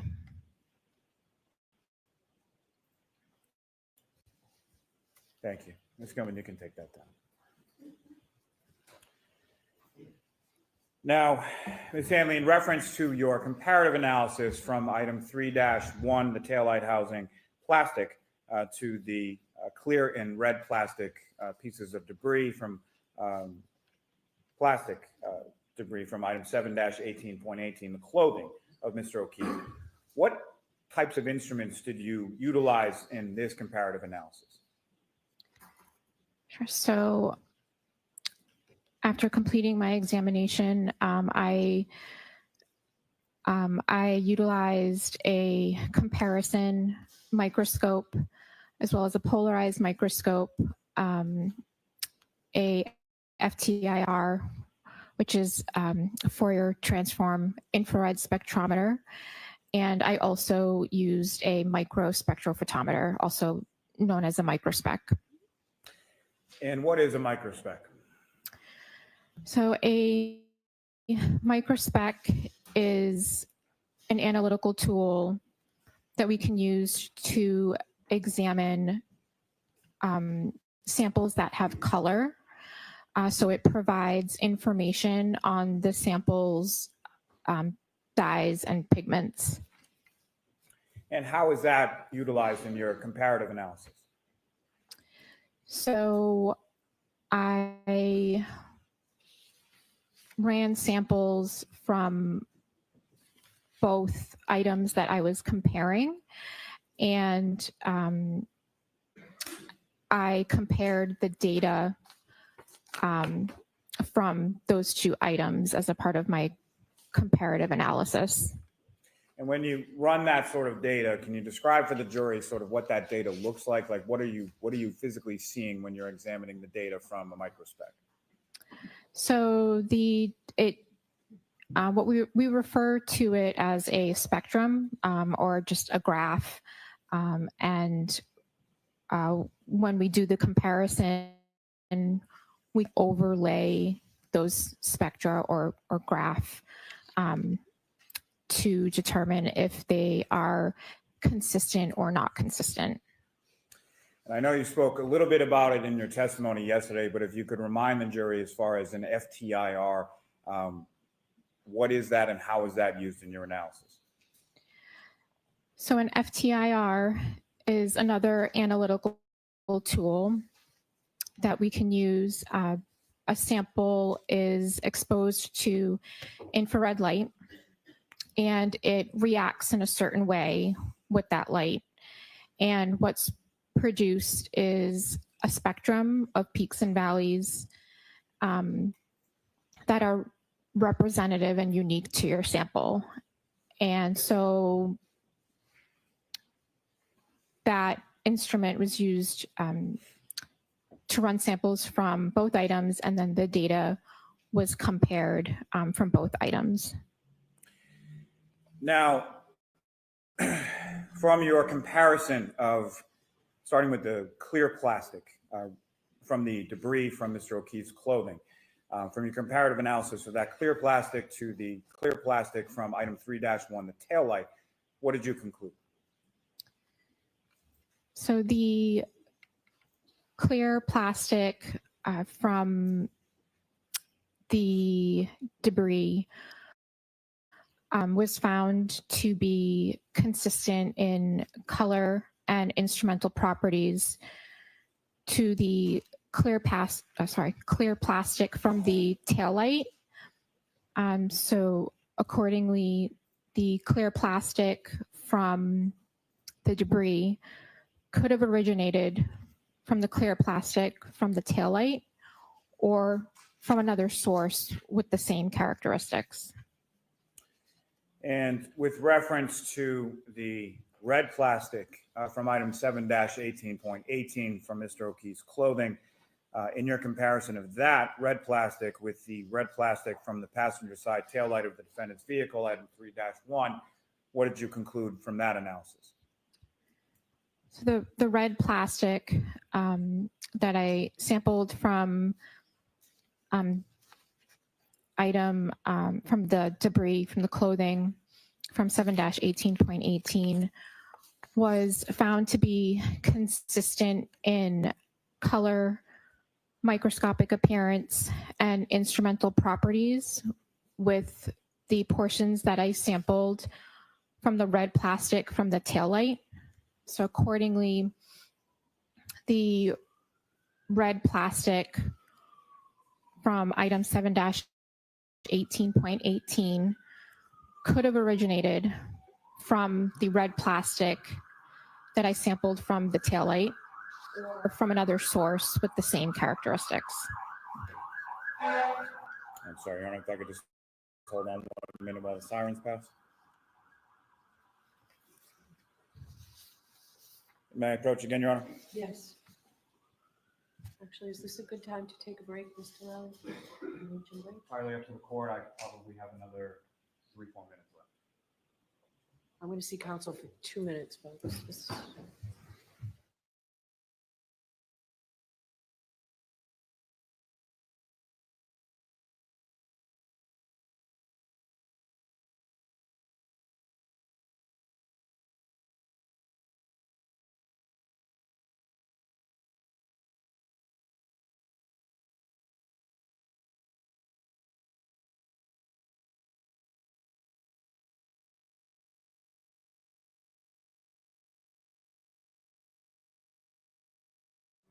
Like I told you earlier, we're ahead of schedule, so we will take a luncheon break, and we'll take an hour. So I know we'll take an hour, okay? We'll see you back here.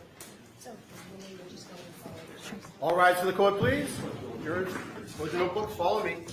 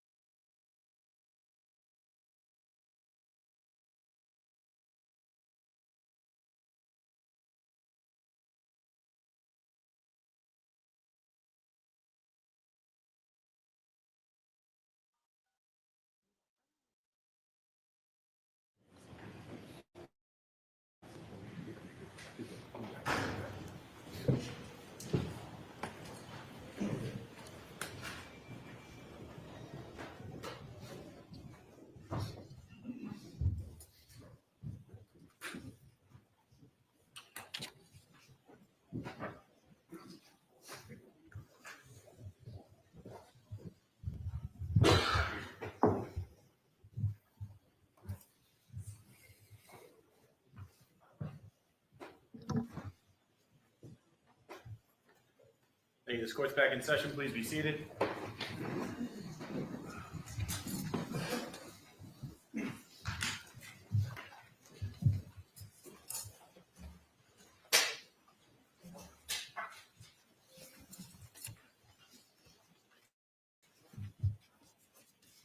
Whenever you're ready, Mr.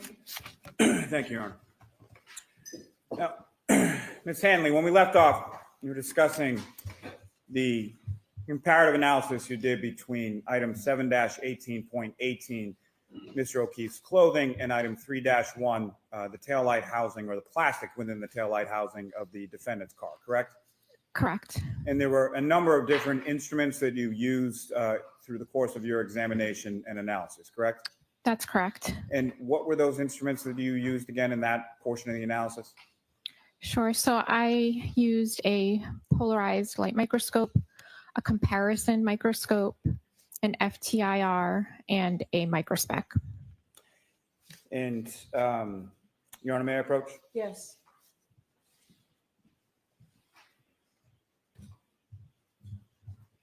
Showing you 3 documents, if you could review those a couple of minutes, please.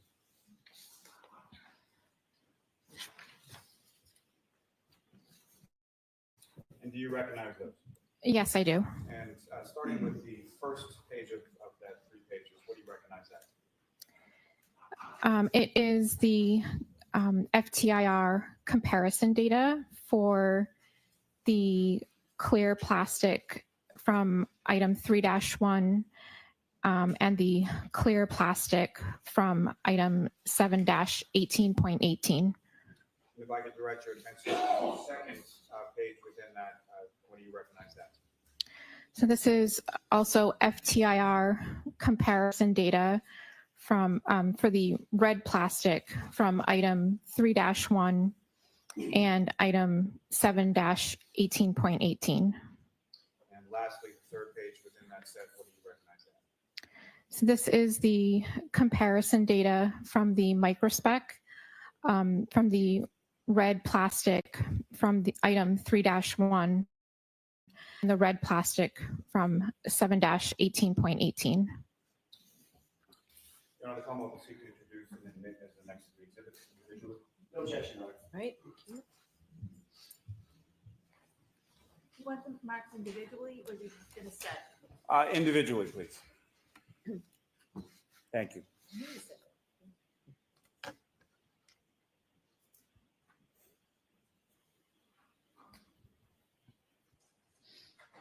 It's 202, 203, and 204. Thank you. And again, Ms. Hanley, when it came to your analysis of the clear plastic material from the debris from John O'Keefe's clothing and the clear plastic material from the defendant's taillight, what were your conclusions from that analysis? Sure.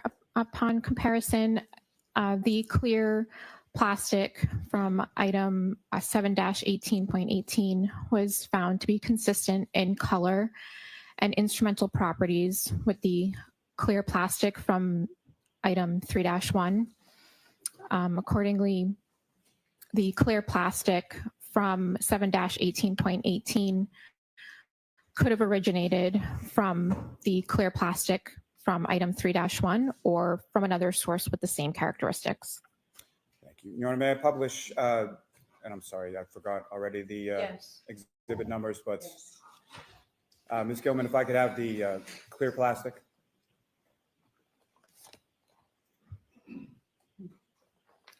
And Ms. Hanley, can you describe for the jury what we're looking at in this, what's up on the screen right now?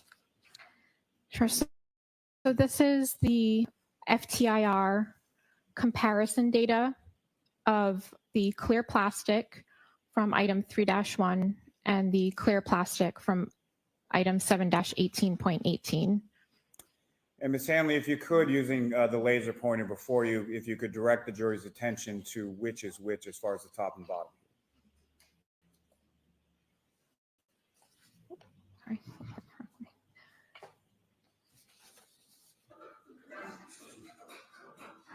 The top, Sorry, I apologize, Your Honor. That's okay.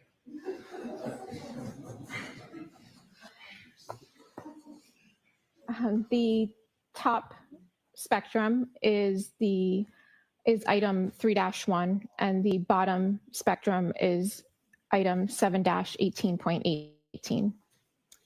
And Ms. Hanley, when you're comparing these two, as far as the data that you receive, what is it specifically that you're looking at in your comparison as far as the data is concerned?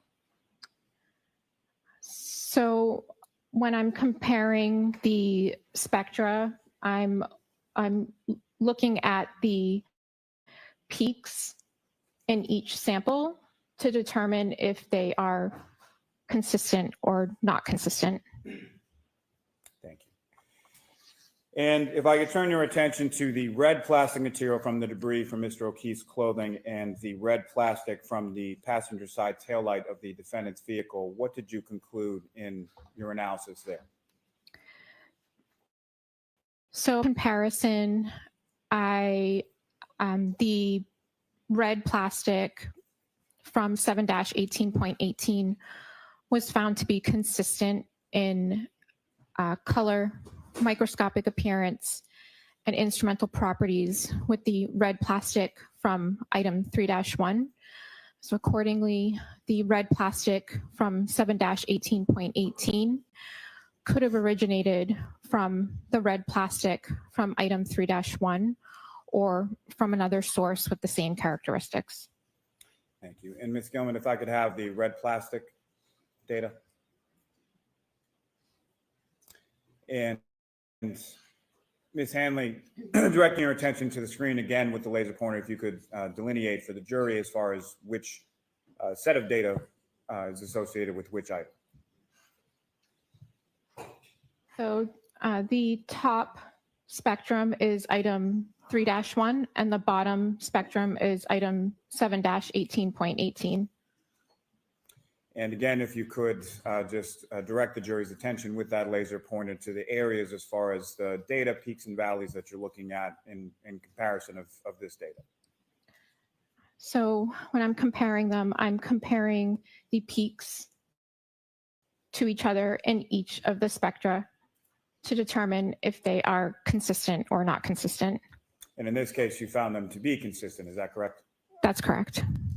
And Ms. Gilman, lastly, if I could have the microspec data. And Ms. Hanley, if you could describe for the jury, please, what are we looking at in this particular data set?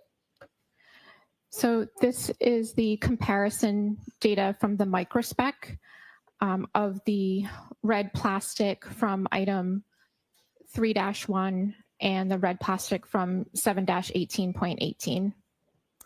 And as far as the data in any microspec, but particularly this one up on the screen, using that laser pointer, could you illustrate to the jury sort of what these individual lines or what this data means? So these are the samples that I ran, and they samples that I ran from item 3-1 and 7-18.18, and the spectra are overlaid in order to determine, to look at it and to determine whether they have a consistent or not consistent pattern. And from overlaying the data from the pieces of plastic from Mr. O'Keefe's clothing and the pieces of plastic from the defendant's taillight, what do you observe as far as from overlaying those two sort of data points? So I determined that they had consistent microspec data. Again, if you could just remind the jury as far as the microspec data, what type of data is that?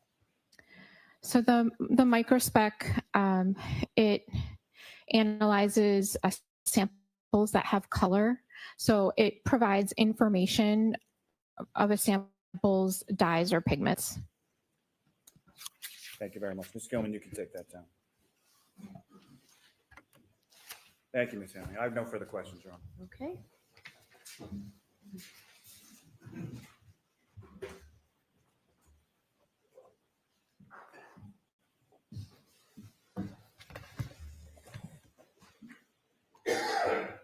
Good afternoon, Ms. Hanley. Good afternoon. Nice to see you again. We met about a year ago.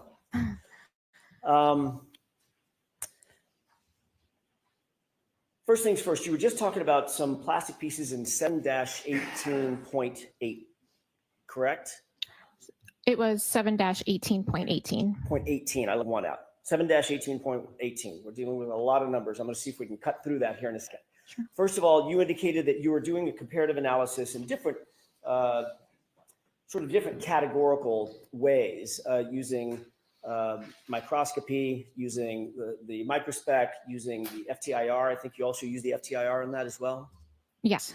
And you indicated that your analysis concluded with those pieces could have come from the same source, from the source that in 3-1, the taillight. But you're not conclusively saying they did, correct? It could have come from, they could have a common origin, or it could have come from another source with the same characteristics. Right. So in other words, another way to say that, Ms. Hanley, is it may have come from the taillight, may not have. It's a possibility. Okay. I also want to ask you real quick about the taillight manufacturer. You were shown an exhibit, I think it's exhibit 200, and I think we have that available. With the court's permission, we don't have to cut the lights. I think the lighting is just fine.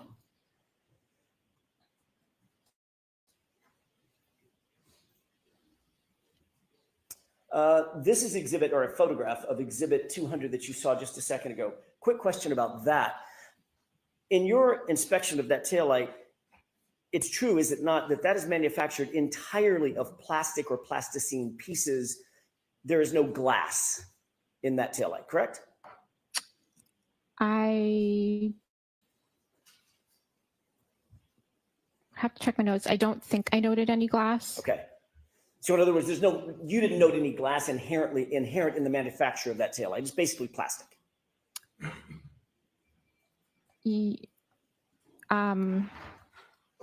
Yeah, I think most of the parts were plastic. I'm not 100% sure if the entire thing was plastic. There may have been other material, but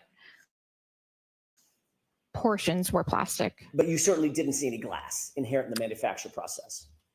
I'd have to double check my notes, but I don't think I did. Okay. Do you want her to check her notes? Why don't you? Are your notes in front of you? Yes. With the court's permission. Yes, sure.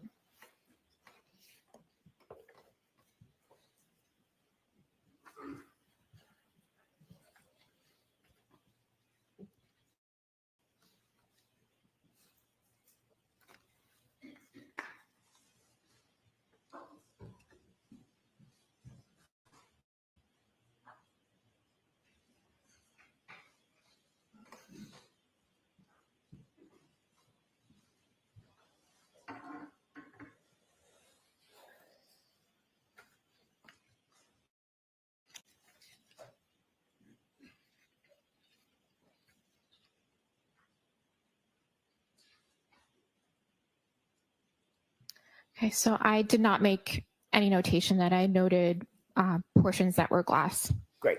Final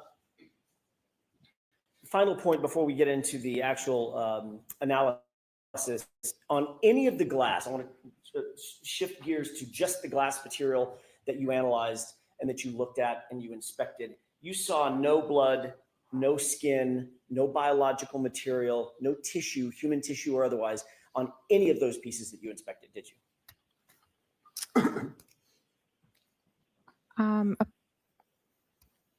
Upon examination of those items,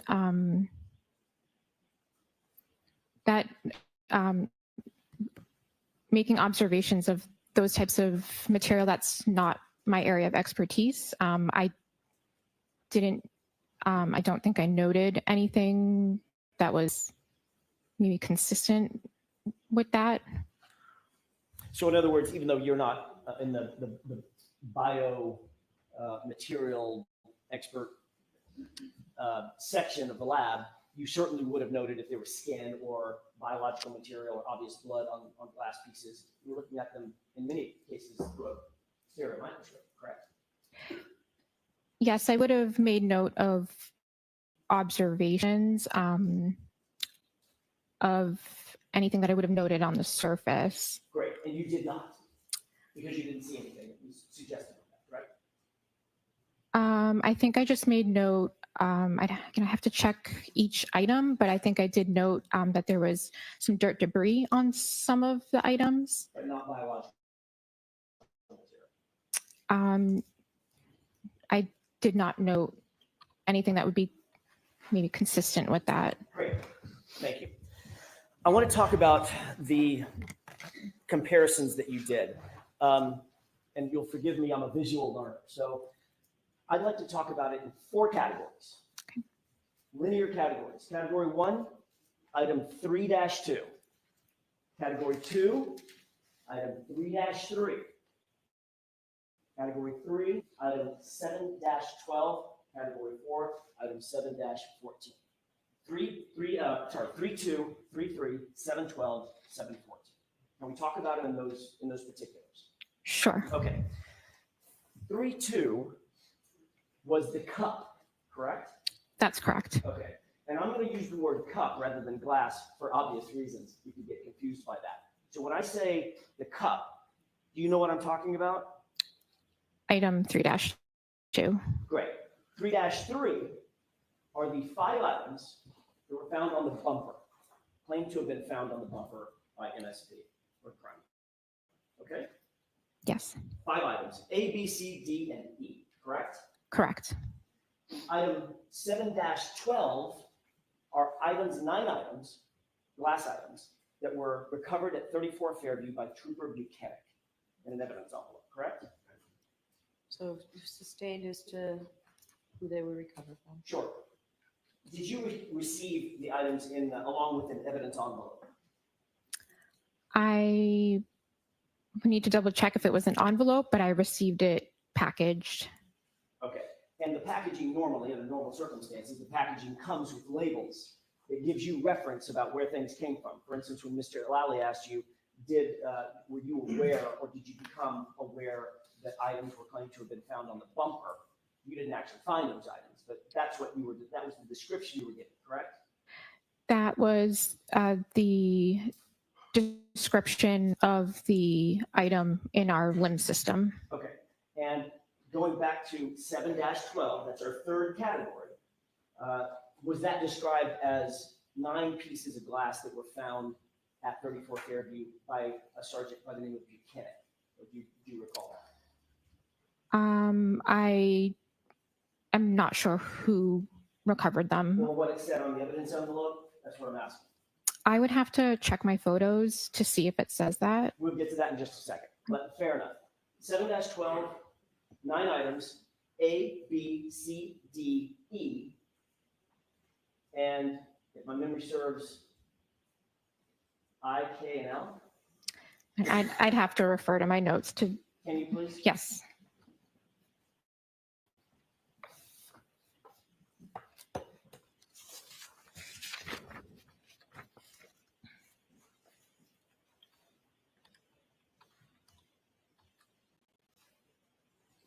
So the 9 pieces of glass from 7-12 were labeled A, B, C, D, E, F, I, K, and L. Great. And then finally, what was in 7-14, that's an easy one, 1 piece of glass. That's correct. Okay. Your Honor, may I approach? Yes.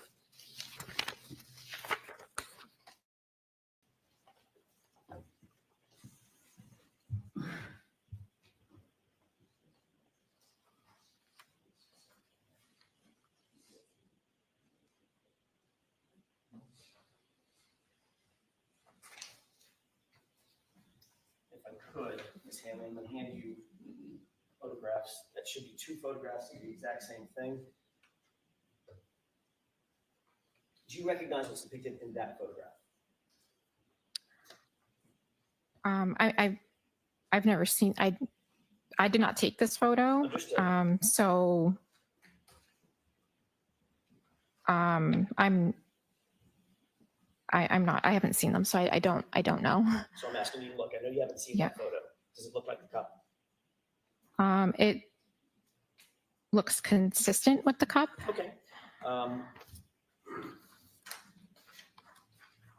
Just gonna set this one aside for a second.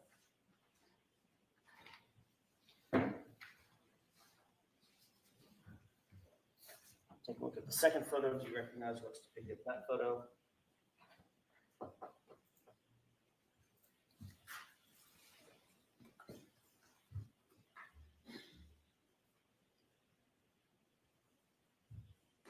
So again, I did not take this photo. It appears to be a photo of a container that another analyst took a photo of item 7-12. And item 7-12, once again, included plastic pieces and 9 glass pieces, correct? Correct. Do you see the evidence label on the very top of that evidence envelope? I'm not sure which label you're talking The about. one Oh, under the red tape.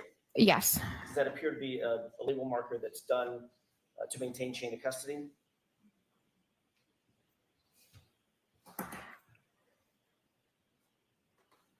So I think that label.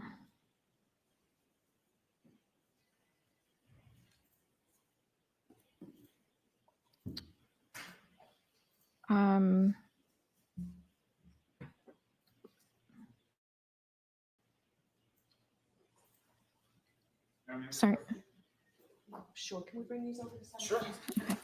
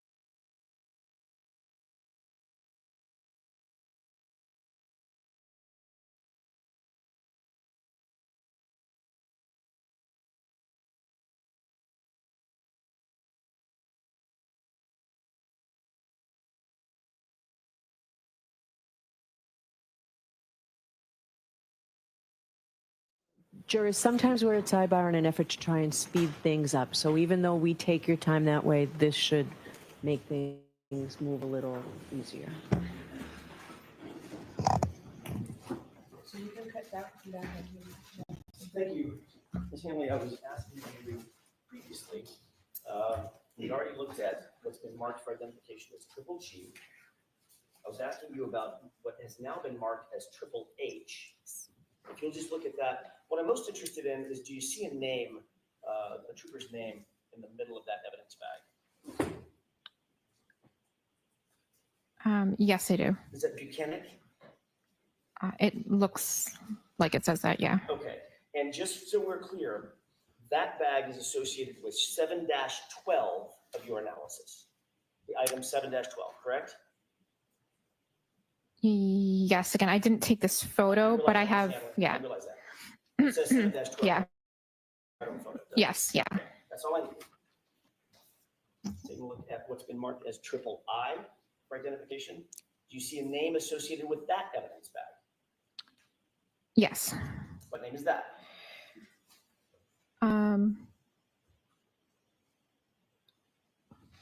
It's actually a little hard to read. It looks like it says, it could say Trooper Proctor. Okay, and that is associated with 7-14, our fourth category, correct? It is labeled as, excuse me, 7-14. Thank you. And finally, does that, which has been marked as, for identification at least, as triple J, does that appear to be the contents of that bag, which is a single piece of glass in 7-14? This appears to be the photo that the analyst prior to me took of item 7-14. And that would be analyst Valier. Correct. You see her initials there. Yes. Okay, thank you. So the four categories, just so we're clear and we can stop using so many numbers because they can get confusing. 3-2 is the cup, right? Yes, 3-3 is the bumper glass, correct? that is correct. 7-12 is the Buchanan glass, correct? You just looked at it, Yes, okay? 7-14 is Proctor glass, the single piece, correct? correct. So when I make reference to those items by those names, you'll know what I'm talking about. Yeah. Yes. Hesitant. No, I just, I'm just used to referring to them to the item numbers, but I will try to stay with you. My brain will melt if we continue that way. Can she do it both, Mr. Jackson? Sure. Any way that you wish. I have another document that I would like to approach with, if I could, with court permission. Okay. Thank you.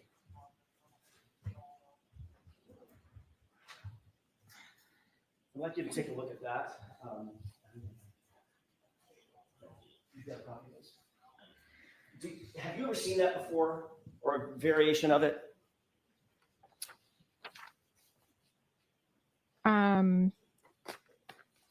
Yes. Okay, saw it last year, correct? Or something close to it last year? Yeah, it looks consistent. Okay, Okay. If there are any others, Mr. Jackson, why don't we bring all the this is it.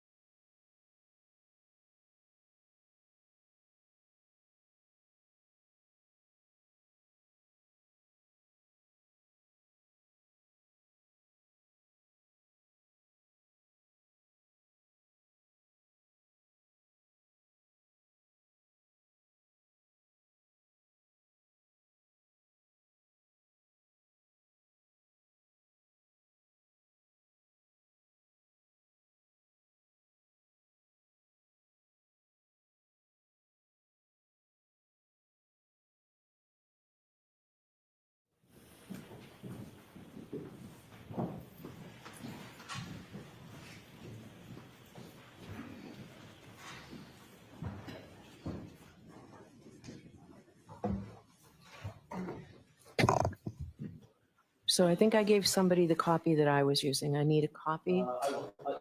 If I may approach? Yes. Thank you. All right, so let's mark this first for identification. Happy to.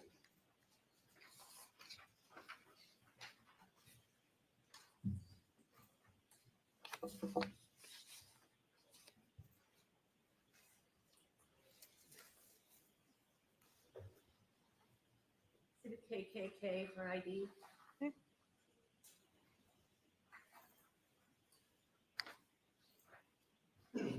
Ms. Hanley, if I could ask you very briefly, I want to go through this chalk with you for a moment. Do you recognize something on the left? Looking at the first category. Do you see 3-2? Yes, How is that described? it's described as a cup. Okay, and you see that there's a photographic representation of the cup just above it, correct? It looks consistent with, Okay.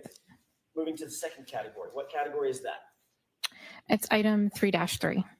And 3-3, first of all, there's a photograph above it. Do you see that? Yes, It appears to be of a bumper, correct? yes, You didn't take that picture. I did not. Okay, let's look down beneath it. You indicated that there were 5 items in 3-3, A, B, C, D, and E, correct? Correct. Do you see A, B, C, D, and E represented in that category on this chalk? I do see A, B, C, D, E You see it on the page? categorized, yes. Great. Under A, you previously testified that the bumper glass sub A in 3-3 did not match the cup, correct? That's correct. Did not match anything in 7-12?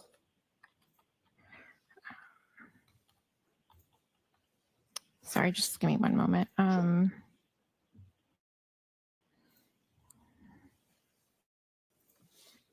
That's correct. And did not match anything in 7-14? That's correct. And you see those represented by sort of the international symbol for negative, correct? A circle with a line through it. Correct? Yes. Okay. Under subcategory B, glass B, or item 3-3B, did not match the cup, did not match 7-12, did not match 7-14. That's Is correct. that accurately represented on the chart? Yes. Finally, with regard to E as an echo in that same item, 3-3, you see that there is a green indication that glass recovered by Proctor does match, or did match in your analysis, or was consistent with the item in 7-14, correct? It was consistent microscopically and instrumentally. Does that with, accurately reflect that finding on this chalk? yes. Okay, now turning to category 3. There were 9 pieces of glass that you looked at, correct? Correct. A through F, I, K, and L. Is that right? If I could just reference my report to make sure. Of course.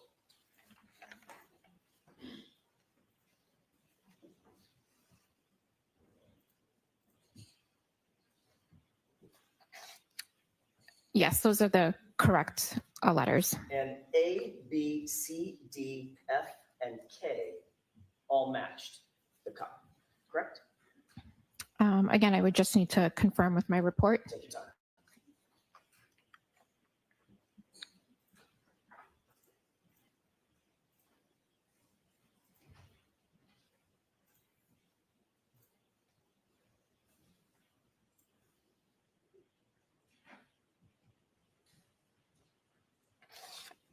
Yes, so A, B, C, D, F, and K All matched the cup. had a physical match to 3-2, the cup. Is that accurately represented on this chart? With green. Yes, And E is an echo, I is in India, and I think that's L is in Lima, did not match the cup, correct? that's correct. Okay, is that accurately represented on this chart? Yes, And finally, the last category, 7-14, that is the single piece of glass that was recovered by Trooper Proctor. That did not match the cup, and it did not match anything in 7-12, correct? check your notes, feel free.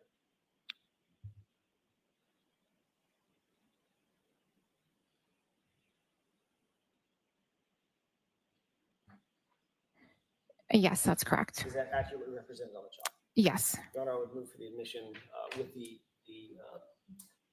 amendment that the court indicated at sidebar of triple K. Okay, I'm going to allow it in. 205. 205? Yeah. Your Honor, the court indicated that it would like to see us before anything's published to the jurors. Hey, come on over for a second. Actually, have those have those been done? It has been done. Okay. And I was going to explain at sidebar. All right, then come on over.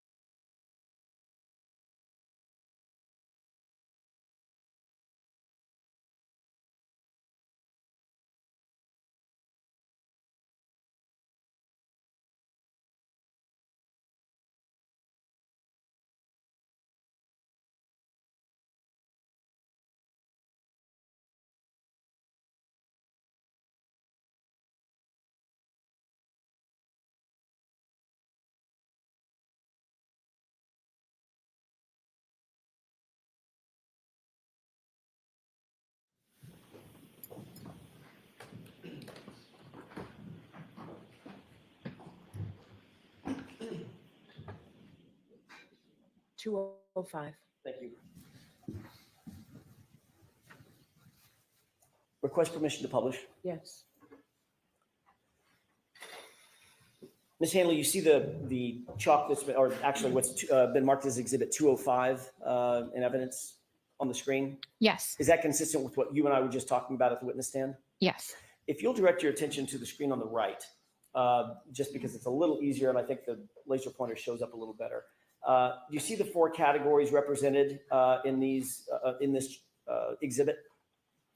Yes. Okay, so 3-2, I'm going to go over it very quickly one more time, just visually. 3-2 on the left is the cup, correct? Yes. 3-3 represents the 5 pieces of glass of what we call the bumper glass, A, B, C, D, and E, correct? Yes. 7-12 is the 9 pieces of glass recovered by Trooper Buchanan at 34 Fairview, correct? Yes. And finally, 7-14 is the single piece of glass recovered by Trooper Proctor, correct? Yes. Taking these one by one, just so everybody see. Taking these one by one, looking at starting with the bumper glass, category 2. Piece A did not match the cup, anything in 7-12 or anything in 7-14, correct? That's correct. Piece B did not match the cup, did not match anything in 7-12, did not match anything in 7-14, correct?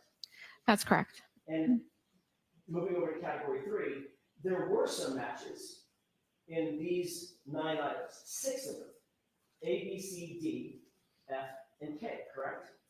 Yes. But what those matched, Ms. Hanley, were the cup, nothing on the bumper, correct? Correct. And what didn't match the cup were E, I, and L. Is that right? That's correct. Moving back to category 2, however, there was one thing, item E, that did match something in this series of categories. Isn't that right? not a physical match, but instrumentally there was consistency. All right.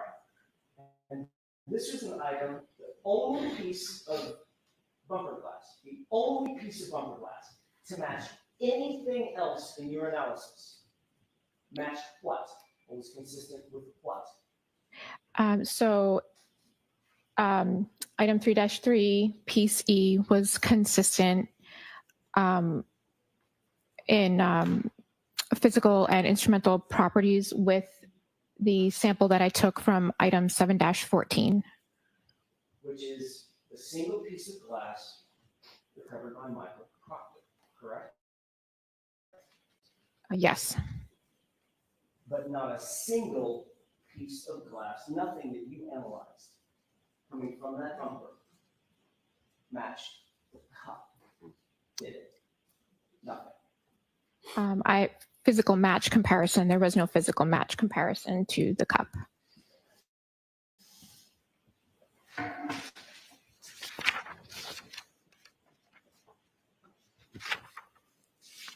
we done with this, Mr. Jackson?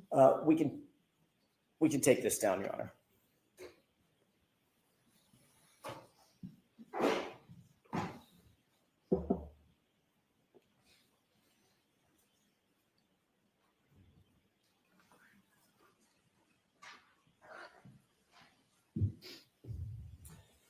Your Honor, that's all I have.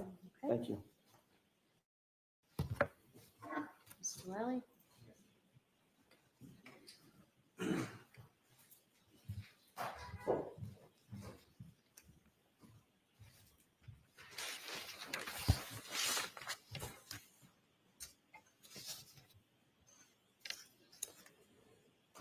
Now, Ms. Hanley, as far as you were asked some questions on cross-examination about biological pieces or tissue or things being on the glass, and you referenced that that was done in another unit, correct?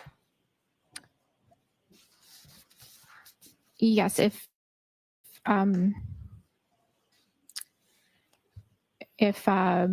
that type of examination was needed, that would be done in a different unit. Objection, Your Honor. I'm going to allow that, but next question. Which unit would that be conducted in? Objection. So the objection sustained. You need more, Mr. Lally, before you move on. Now, as far as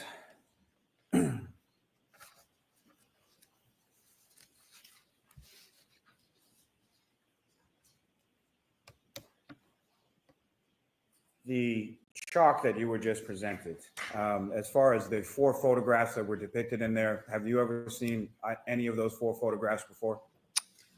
No. Do you know specifically who or where any of the items 3-2, 3-3, 7-12, or 7-4 were physically recovered from? I just have the description that's put in the LIM system when it's submitted to the lab. And do you know that 3-2, the drinking glass, was recovered by the Canton Police Department on January 29th? The bumper glass was recovered by Ms. Maureen Hartnett from your lab on February 1st, 2022. Sustained. Do you know that each of the 4 items were recovered by different people on different dates at different locations? No reproach. Yes.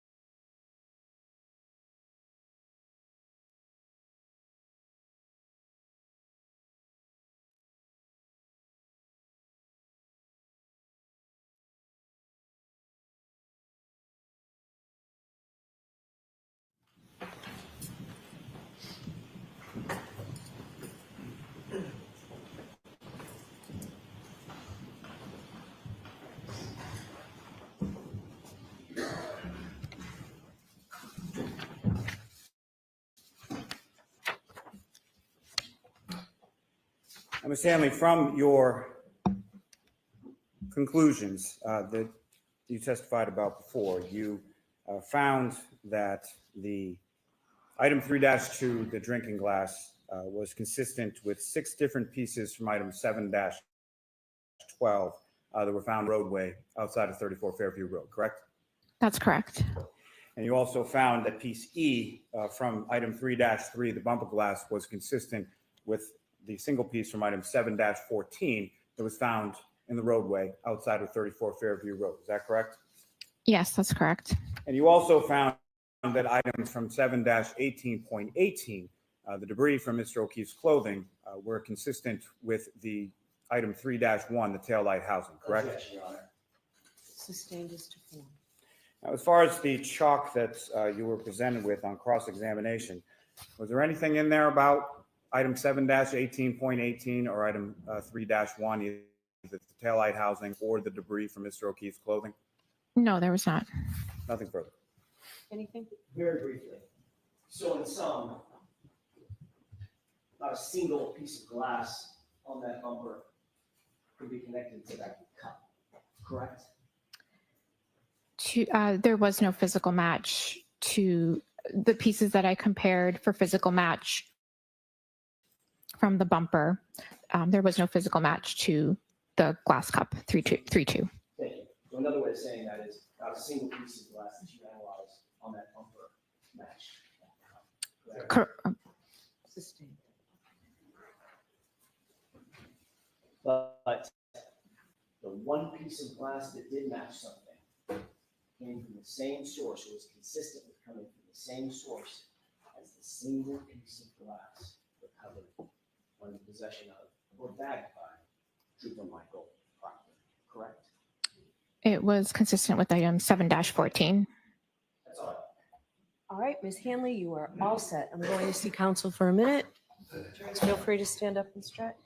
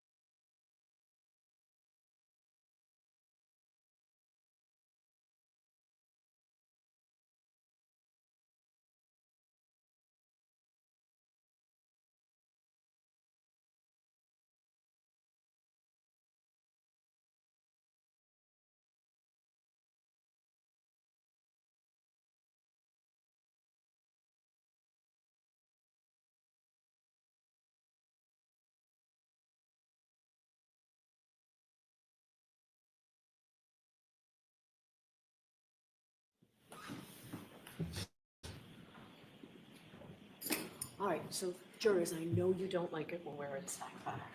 We don't like it when we're in sidebar, but I can tell you that after speaking to the lawyers now, we're ahead of schedule. And they've worked very hard to get us to this point where we're ahead of schedule so that tomorrow, instead of being a half a day, you have tomorrow off.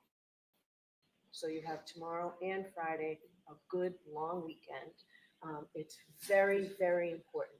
Do not discuss this case with anyone. Don't say a word about this case. Don't let anybody say anything to you about this case. Don't do any independent research or investigation into this case. If you happen to see, hear, or read anything about this case, please disregard it and let us know. I believe next week, except for Thursday, are full days every day. Watch your social media use this weekend as well. Have a great long weekend. We'll see you here Tuesday morning, ready to go. Court, all rise for the jury.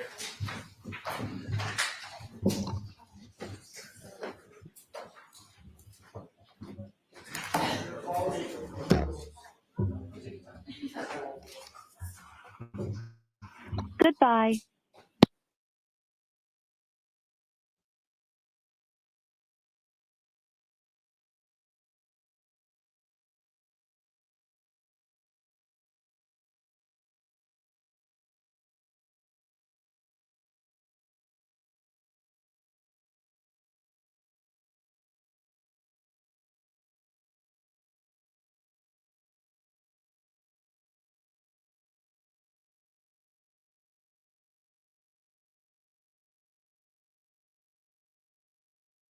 So no one needs to see me about anything? We get cleared. Put on the record that what's been marked for interview evidence 205. We're in the process of printing a new one. The one that actually went into evidence is not the one that we showed. Okay. Instructions. We'll get that printed and to you. I think before we leave, I think he's printing it now. All right, I'd like it before we leave. So before you leave, so. All right, have a good weekend. Thank you, Court, all rise.